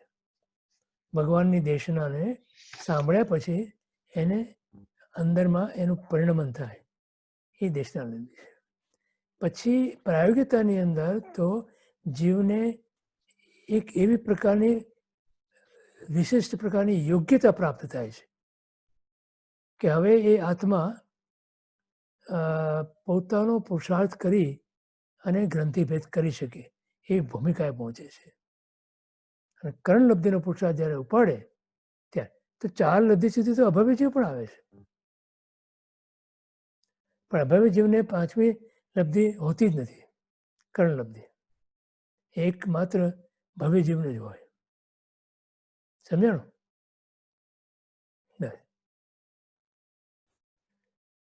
તો મૂળમાં જે કંઈ મલિનતા છે કે જેની પણ આપણે વિશુદ્ધિ કરવાની છે એ બધી જ મલિનતાઓ મોહની કર્મની છે. અને એમાં પણ દર્શન મોહનીની મલિનતા નથી, ચારિત્ર મોહની મલિનતા છે.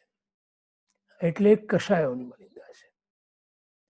વારે વારે આપણે લાવીને ત્યાં ઊભા રહીએ છીએ, આવીને ત્યાં ઊભા રહીએ છીએ કે જીવનમાંથી 5 ઇન્દ્રિયોના વિષયો અને 4 કષાયો.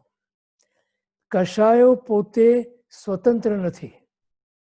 ફરીવાર હું કહું છું તમને, લગભગ 100, 500, 200, 500 વખત આ વાત કરી છે. વિષયો ઉપર આધારિત કષાયો છે. તો જ્યાં સુધી તમે 5 ઇન્દ્રિયોના વિષય ઉપર જાગૃતિપૂર્વક કાબુ નહીં મેળવો ત્યાં સુધી કષાયો ઊભા રહેવાના છે. કષાયોને શાંત કરવાનો ગમે તેટલા પ્રયત્ન કરીશું આપણે તો પણ એ નહીં શાંત થાય. માટે ત્યાં આપણને આ બધા નિયમો અને આ બધા જે વ્રતો બતાવ્યા છે ભગવાને.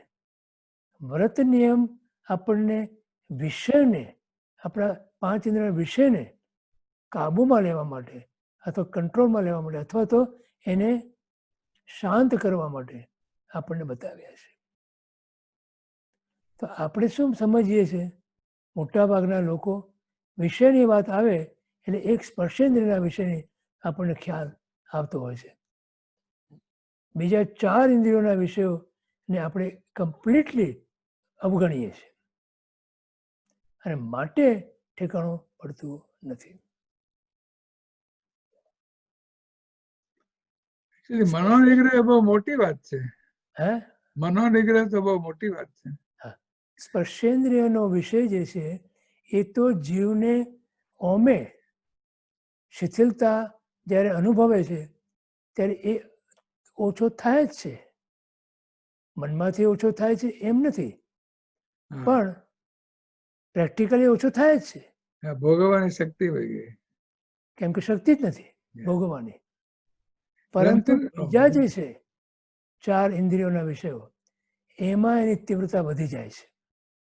બીજે 4માં ફરી વાર હું બોલું છું, સ્પર્શેન્દ્રિયોના વિષયને ભોગવવાની જ્યારે શક્તિ ક્ષીણ થાય છે, અંગમ ગલિતમ પલિતમ મુંડમ દશન વિહીનમ જાતમ તુંડમ થાય છે, ત્યારે બીજી 4 ઇન્દ્રિયોના વિષયની પ્રબળતા ત્યાં ઊભી થાય છે. બરોબર. રંજનબેન ને પ્રશ્ન છે. હા બોલો. રંજનબેન, તમે અનમ્યુટ કરો. આવો, ક્યાં ગયા રંજનબેન? રંજનબેન, તમે અનમ્યુટ કર્યો?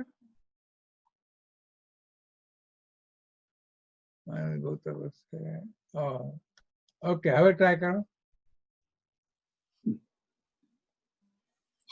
voice is not allowing me. તમે આપણે હમણાં વિચાર્યું કે જ્યાં સુધી સંસારમાં સુખ છે એ માન્યતા, એ આપણે એટલીસ્ટ માન્યતામાં લઈ આવવાનું છે. આપણાથી સહન ના થાય તો આપણે ઉપાયો કરીએ. તો એ તો જે માન્યતામાં લાવવાની વાત છે એ તો દર્શન મોહની કહેવાય નહીં? અને આવશે ચારિત્ર મોહથી. અને આમ આપણે ચારિત્ર મોહની હમણાં. હા, તો ચારિત્ર મોહનીના ઉપાયથી દર્શન મોહનીમાં આવશે. માન્યતામાં ક્યારે આવશે? દર્શન મોહનીમાં આવે ક્યારે? માન્યતામાં આપણે લઈ આવીએ એ જ દર્શન મોહનીય ને? હા, એટલે હું એ જરાક મને સમજાણું નહીં કે તમે ચારિત્ર મોહનીના તમે પુરુષાર્થ ક્યાં કરી શકો? મને કયો પેલા. ચારિત્ર મોહનીય, પણ આપણી માન્યતામાં જો પુરુષાર્થ કરવા, માન્યતામાં લઈ આવવાનું હોય. હા, પણ માન્યતામાં તમે પુરુષાર્થ શું કરશો મને કયો? આપણી સમજમાં.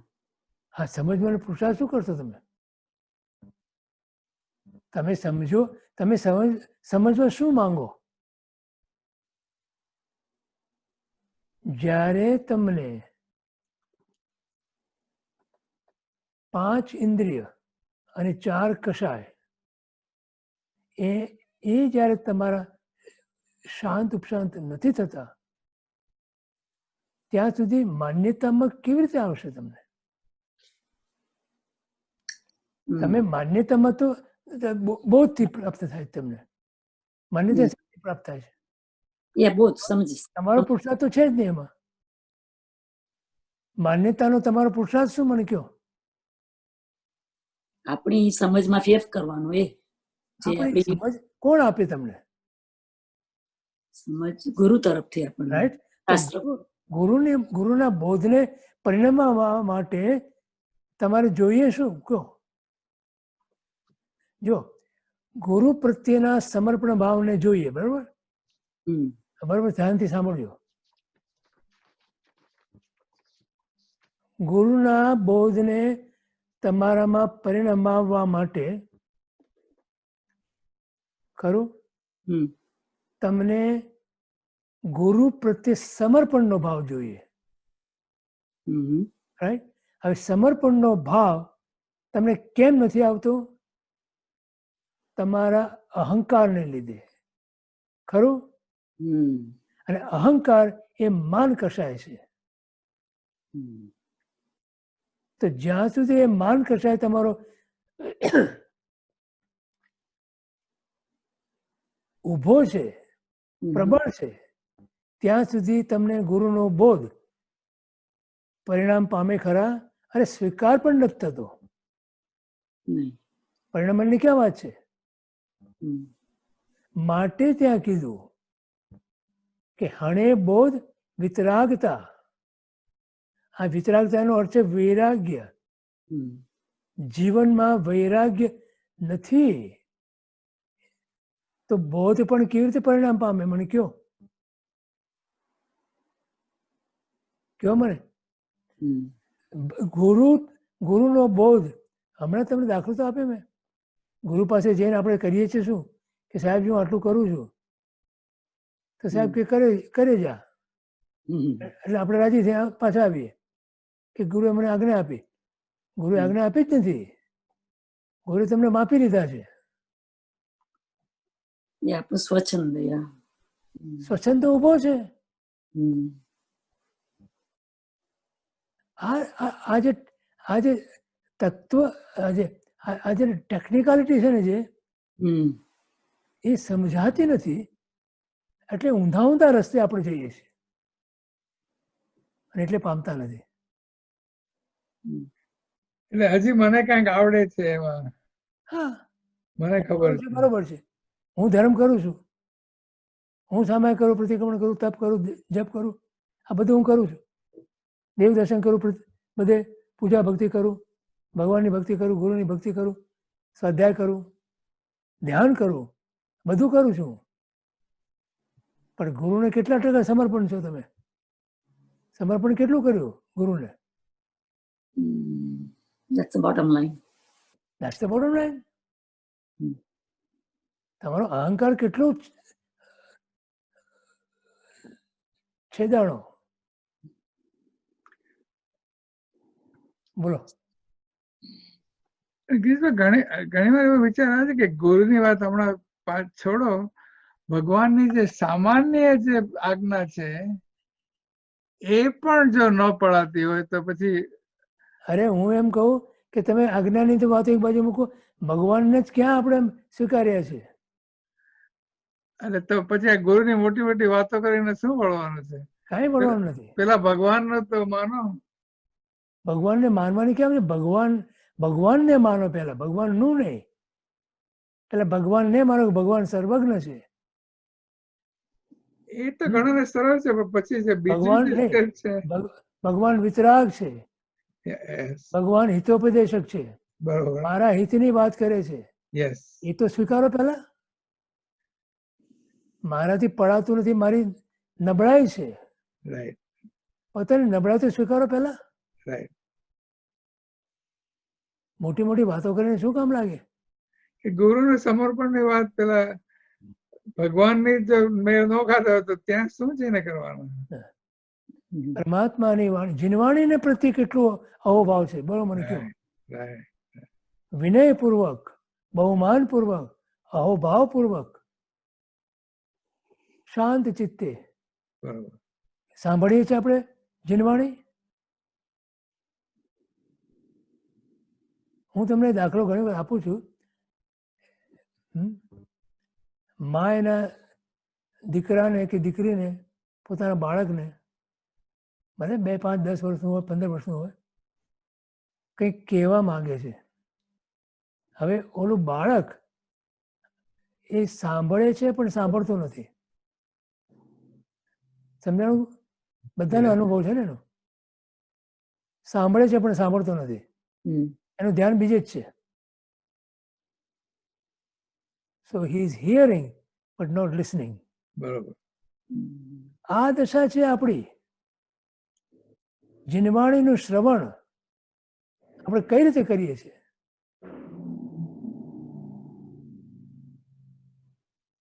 સાંભળીએ છીએ બહુ મહાનપૂર્વક, અવભાવપૂર્વક, વિનયપૂર્વક. ત્યારે તમે શું કહો પેલા છોકરાને? કાનપટ્ટી પકડો કે નહીં એની, કે સાંભળતું મને હું શું કહું છું. તો ઓલું શું કહે? I do hear you. No, you listen to me. શું કહે છે આપણે? આપણે એને શું કહીએ છોકરાને? Listen to me. બોલો આપણે કેટલું સાંભળીએ છીએ ભગવાનનું? વિચાર કરો તમે. એ વિચારવા જેવું છે. જીનવાણી જ્યારે જ્યારે વાત ચાલતી, જીનવાણી જ્યારે સાંભળતા હોઈએ ત્યારે કઈ રીતે સાંભળીએ? હમણાં એક કોઈ ઓલો પિક્ચર મોકલ્યું છે સાહેબજીનું. સાહેબજીની પીઠ છે પણ સામે બધા શ્રોતાઓ બેઠા છે. મારી નજર બીજે ક્યાંય નહોતી, એકમાત્ર ધર્મરુચિ મહારાજ સાહેબ પાસે હતી. તમે જુઓ એમને, ધર્મરુચિ મહારાજ સાહેબને તમે ત્યાં જુઓ એ પિક્ચરની અંદર, તમને ગૌતમ સ્વામી યાદ આવે.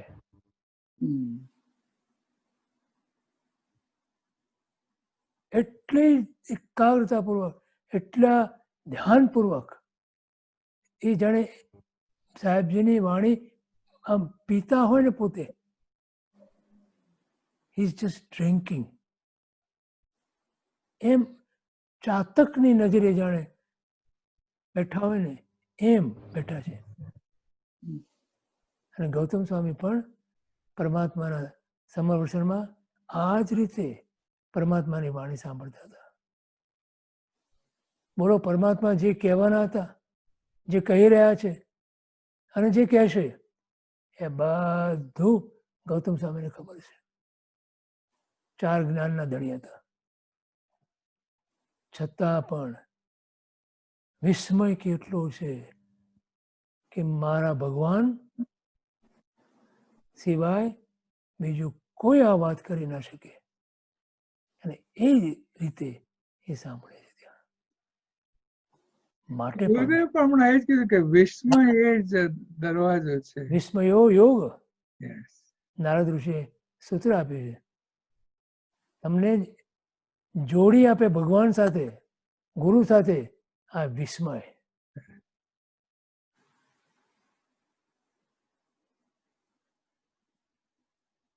નવા નવા દેશો જોવા જાઓ છો અને ત્યાં નવી નવી વસ્તુઓ જુઓ અને તમને વિસ્મય થાય છે ને,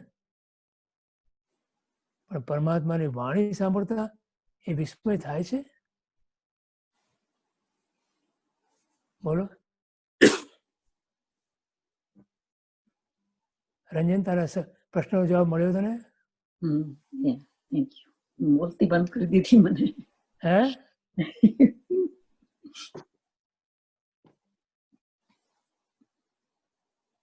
શું થયું?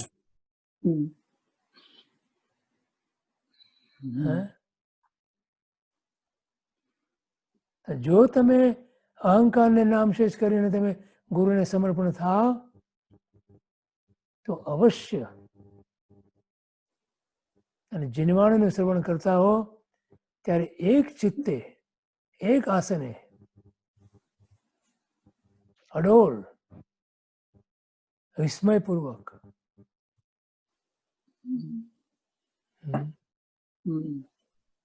ગિરીશભાઈ, જ્યાં સુધી આરંભ પરિગ્રહ ગણો હોય ત્યાં સુધી એ પણ નથી થવાનું.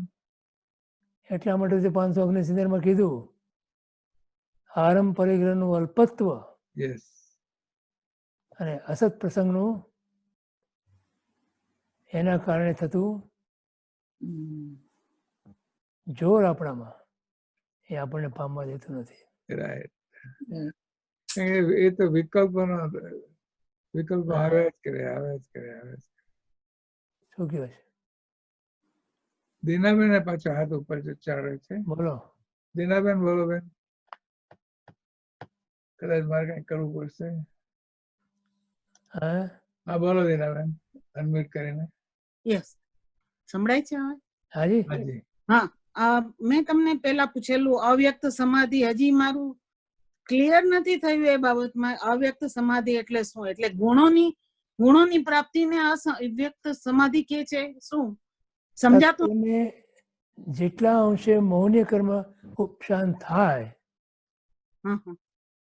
એટલા અંશે અંદર એક પ્રકારની સમાધિનો અનુભવ તમે કરો. એ વ્યક્ત ના હોય પણ અવ્યક્ત હોય. એ આત્મ સમાધિ છે. આત્માના વિકલ્પોની સમાધિ છે. આત્મામાં ઉઠતા વિકલ્પો ત્યાં શાંત પડે છે. એટલે આમાં ધ્યાન ઇઝ વેરી ઇમ્પોર્ટન્ટ. બીજી બધી વસ્તુ બરાબર છે પણ ધ્યાન બાનની વાત નહીં કરે હમણાં તું મારી સાથે. ઓકે, પહેલા તો તું આને સમજવાનો પ્રયત્ન કર મોહની. ઓકે, કે મૌન્યનો ઉપશાંત કરવાનો અને એનાથી જે અંદર તમને જે શાંતિનો અનુભવ થાય એ અવ્યક્ત સમાધિ કહેવાય. ઓકે, ખ્યાલ આવે? ઓકે. બસ, બોલો. સમય થઈ ગયો.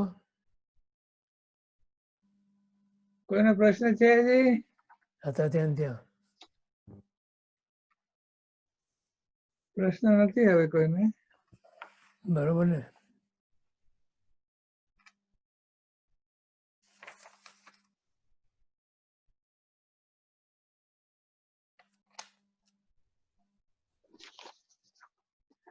તો ક્રમ શું રહ્યો? ચરમાવર્તમાં આવ્યા પછી અપુનર્બંધક અવસ્થા, ચરમ યથાપ્રવૃત્તકરણ અને યોગાવંચકપણું આ ક્રમ છે. અને ત્યાર પછી ક્રમશર યોગની 8 દ્રષ્ટિને પામે છે. તેમાંથી પહેલી 4 દ્રષ્ટિ એ પહેલું ગુણસ્થાનક છે. હવે તમે જોજો કે 4 દ્રષ્ટિ જે પહેલી છે એમાં આપણે ક્યાં છીએ કે નહીં એ વિચારવાનું. બરાબર? ચાલો હવે અંતમંગલ. હાજી. સર્વમંગલ માંગલ્યમ સર્વ કલ્યાણ કારણમ પ્રધાનમ સર્વધર્માણમ જૈનમ જયથી શાસનમ. સદગુરુ દેવ કી જય. મહાવીર સ્વામી ભગવાન કી જય. જય જિનેન્દ્ર. તો બધાને આજે એક એક લેવા છે? હાજી. ઓકે, આપણે ઉપરથી સવાલ કરીએ. અંકિત and નિકિતા. અંકિત, નિકિતા, બોલો. નથી કર્યા? અનમ્યુટ નથી થયા? અનમ્યુટ દેખાય છે. અંકિત, can you say something? You are unmuted. જય જિનેન્દ્ર અંકલ. જય જિનેન્દ્ર અંકલ. સાતામાં. અંકિત, બરોબર. જય ગુરુ પ્રસાદ. અચ્છા, અંજનાબેન. અંજનાબેન અનમ્યુટ થઈને બોલો. જય જિનેન્દ્ર ગિરીશભાઈ. તમારું મોઢું કેમ આખું ડૂબી જાય છે? દેખાતું નથી. જય જિનેન્દ્ર. સાતામાં ગિરીશભાઈ. હા, દેવગુરુ પ્રસાદ. અને થઈ જાય પછી મ્યુટ થઈ જજો. અલકાબેન અને રમેશભાઈ.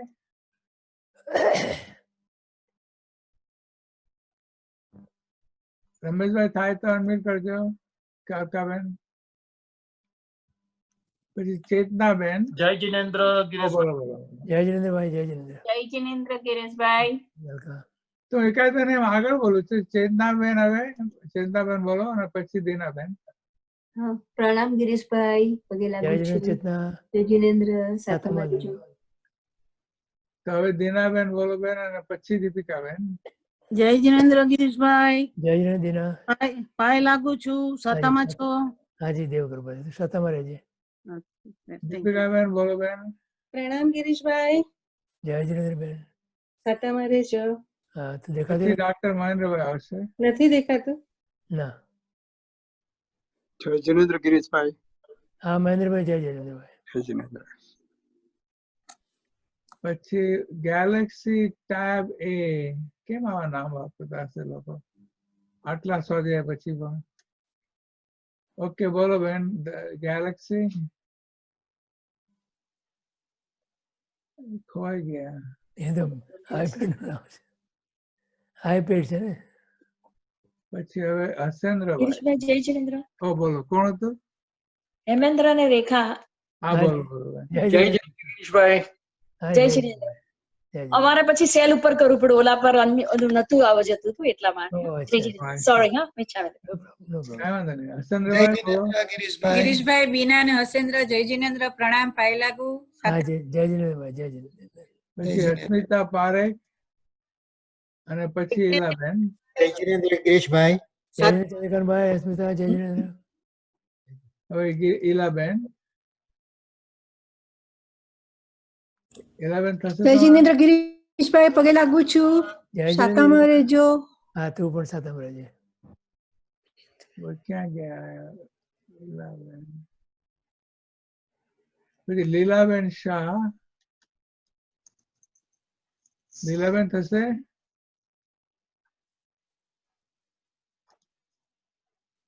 અને પછી માલા સંઘવી. આ લીલાબેન બોલશે. બોલો બોલો લીલાબેન. જય જીનેન્દ્ર ગિરીશભાઈ, હા જય પ્રદીપભાઈ, જીનેન્દ્ર. સાતામાં રહેજો. પછી તમે પણ સત્તામાં રહેજો. હાજી દેવ કૃપા સાહેબ. માલા સંઘવી.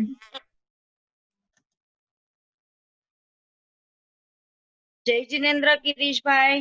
પછી હા, માલા જય શાહ જીનેન્દ્ર. તૈયાર રહેજો.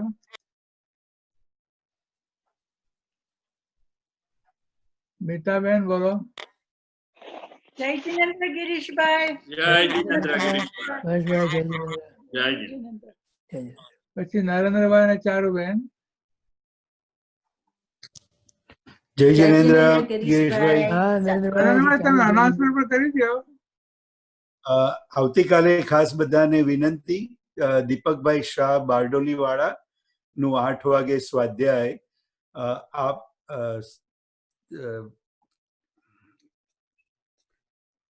I'm trying to remember the topic.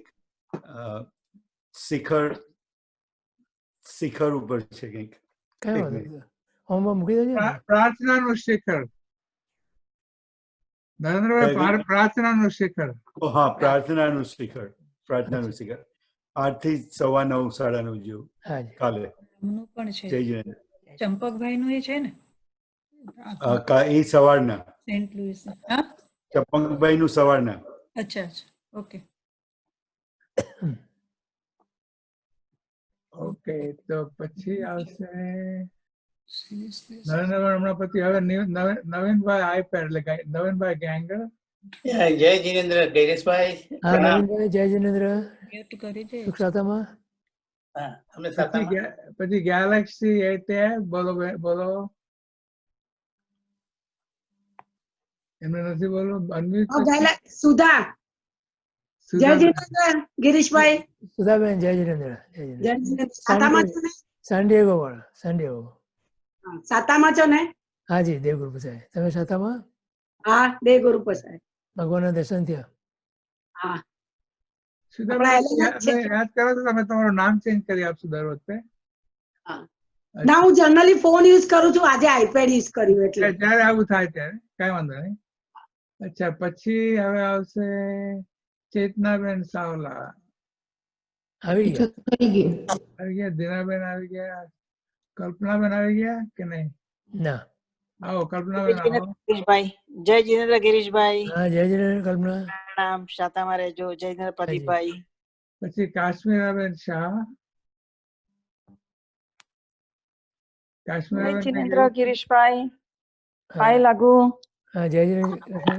મમ્મીએ સુખ સાતા પૂછી છે. મમ્મીને યાદ કરજે મારી. ચોક્કસ. નવીનભાઈ ગેંગેર આવી ગયા કે નહોતા આવ્યા? આવી ગયા જય જિનેન્દ્ર. પછી પુષ્પાબેન સવિતાબેન લઈ ગયા. સવિતાબેન એ પછી આવે ને સવિતાબેન. હા પેલા પુષ્પાબેન આવે. ઓ અચ્છા અચ્છા. પી આવે ને પછી યસ આવશે. બોલો પુષ્પાબેન, અનમ્યુટ કરવું પડશે તમારે. પછી કે તમે તમને ચાન્સ ના આપ્યો. પુષ્પાબેન અનમ્યુટ કરો બેન. અચ્છા હવે સવિતાબેન. જય જિનેન્દ્ર.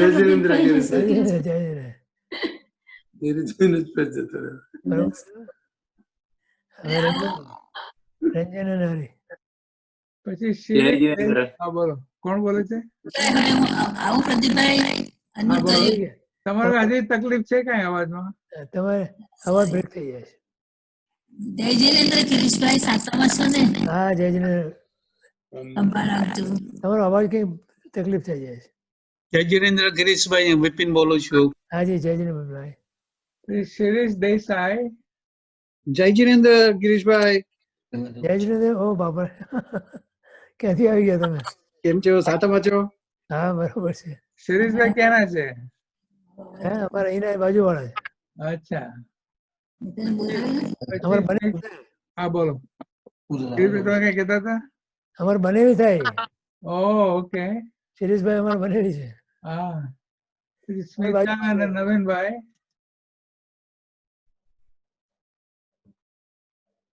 અનમ્યુટ કરીને બોલજો, કઈક બોલો. જય જિનેન્દ્ર ગિરીશભાઈ. જય જિનેન્દ્ર નવીનભાઈ. પછી વીરેન્દ્ર અને ઉર્વશીબેન. એક મિનિટ. જય જિનેન્દ્ર ગિરીશભાઈ. જય જિનેન્દ્ર. પછી યોગેશભાઈ તમે ગિરીશભાઈ તમે જય જિનેન્દ્ર. યોગેશભાઈ તમારે કઈ કહેવાનું છે ભાઈ? જિનેન્દ્ર ગિરીશભાઈ પ્રણામ કરું છું. જય જિનેન્દ્ર ગિરીશભાઈ. આજે બરોબર દેખાય છે. થોડું સારું છે. હા આજે લેપટોપ બદલ્યું છે. અચ્છા અચ્છા બરોબર. તો પછી એટલું સારું નથી હો. હજી બદલ્યું હોય તો એટલું સારું નથી. હવે કોઈ રહી ગયું બાકી?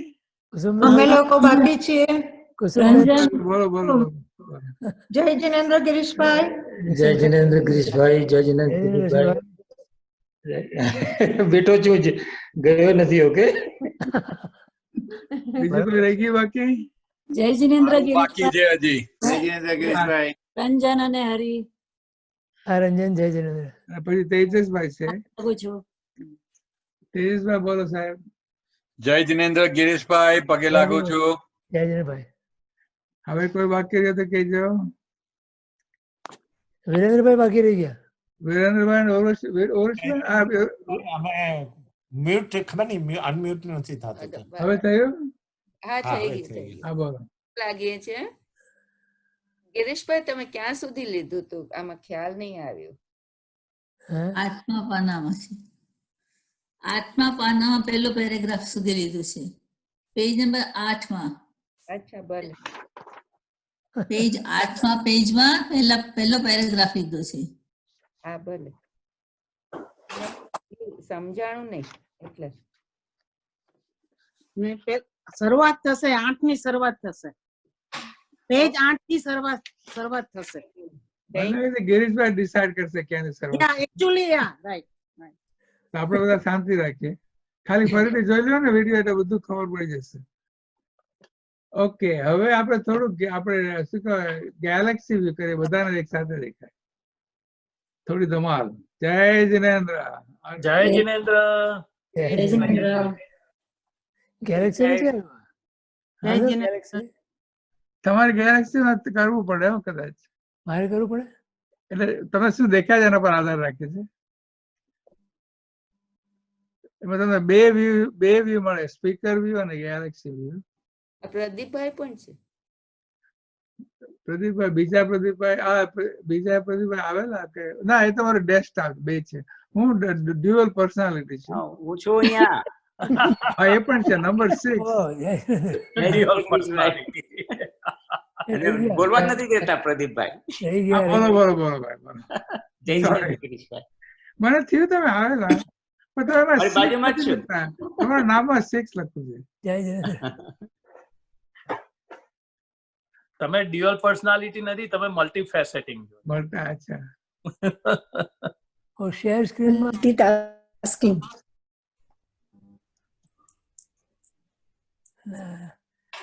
કેવી રીતે આવે ગેલેરી કેવી રીતે આવે?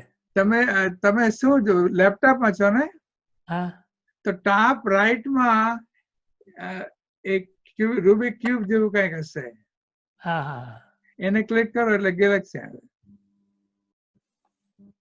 હા ઠીક હવે આવે બરોબર. અને ફરીથી ક્લિક કરો તો સ્પીકર આવે. શું આવે? સ્પીકર વ્યૂ એટલે જે તમને બધા મોટા દેખાતા હતા ને એક એક એમાં સ્પીકર વ્યૂ માં આવે. હા બધું બરોબર છે. ગેલેક્સીમાં ધમાલ પાર્ટી ટાઈમ. અચ્છા આ તમે સ્પીકર બધા નથી દેખાતું કે થોડાક આવ્યા? અચ્છા ગેલેક્સી માં જેટલા હાજર હોય બધા દેખાય. ઘણા હોય ને તો તમારે રાઈટ ને લેફ્ટ સ્ક્રોલ કરવું પડે. ઓ અચ્છા અચ્છા. ઘણી મોટી સંખ્યા હોય તો Go to the left. એને એરો દેખાય. જો એરો હોય તો એનો એમ કે ત્યાં વધારે છે.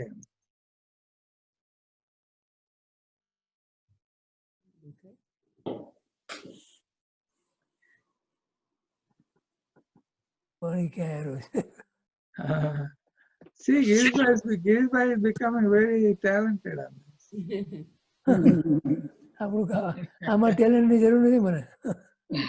આવી ટેલેન્ટ તોય થોડી મજા આવે તમને જે જોઈતું હોય મળે ને. આપણે પાછા ગિરીશભાઈ ને આપી દઈએ કે થોડી હિત શિક્ષા આપે ને આપણને રજા આપે. Last word Girishbhai. ચાલો બધા સાથેમાં રહેજો અને પછી મળીએ આપણે રવિવારે. અને ફરીથી આ વિડીયો જોજો 2-4 વાર, 6 વાર, 7 વાર. ઘણા હજી બુક ઓર્ડર નથી કરી ભાઈ, બધાને મળી ગઈ હશે પણ બધા ઓર્ડર નથી કરી હજી.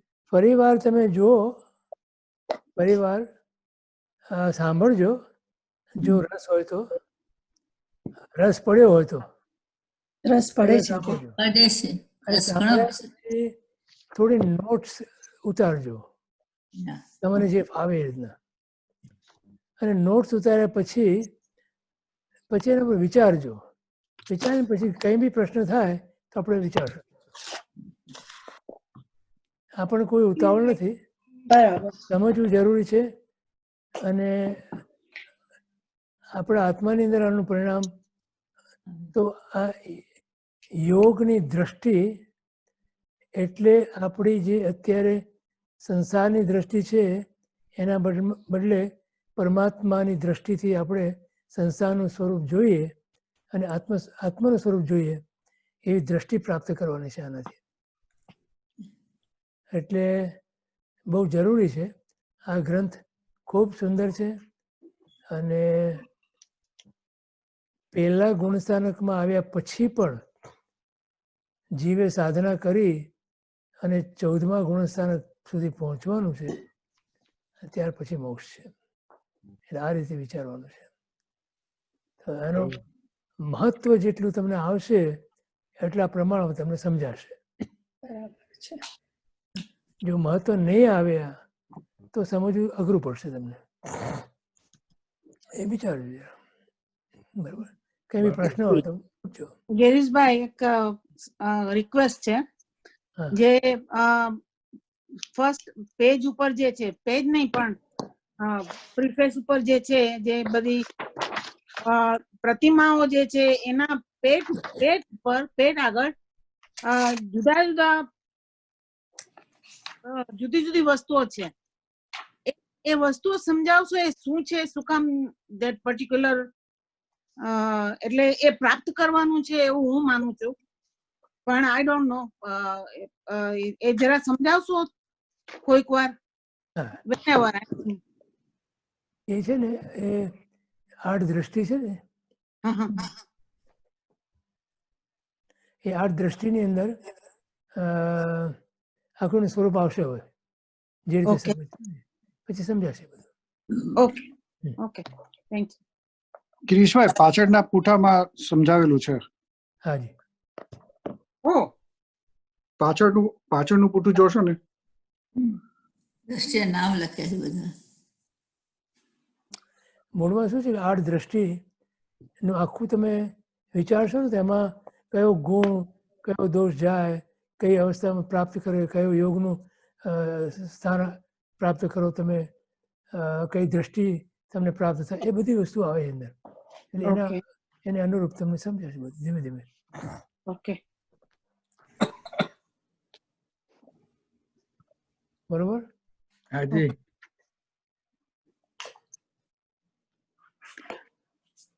તો નરેન્દ્રભાઈ તમે આપણને કહ્યું ફ્રાઈડે સેટરડે માટે, પછી આ ગિરીશભાઈ રવિવારે 11 વાગે અને સોમવારે 8 વાગે.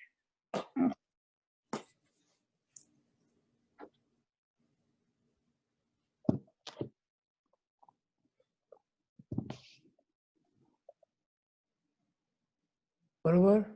બરોબર. અને આ બારડોલી વાળા 2 દિવસ છે, કે ક્લિયર થયું કે મને ખ્યાલ નથી, પણ ફ્રાઈડે સેટરડે બંને દિવસ.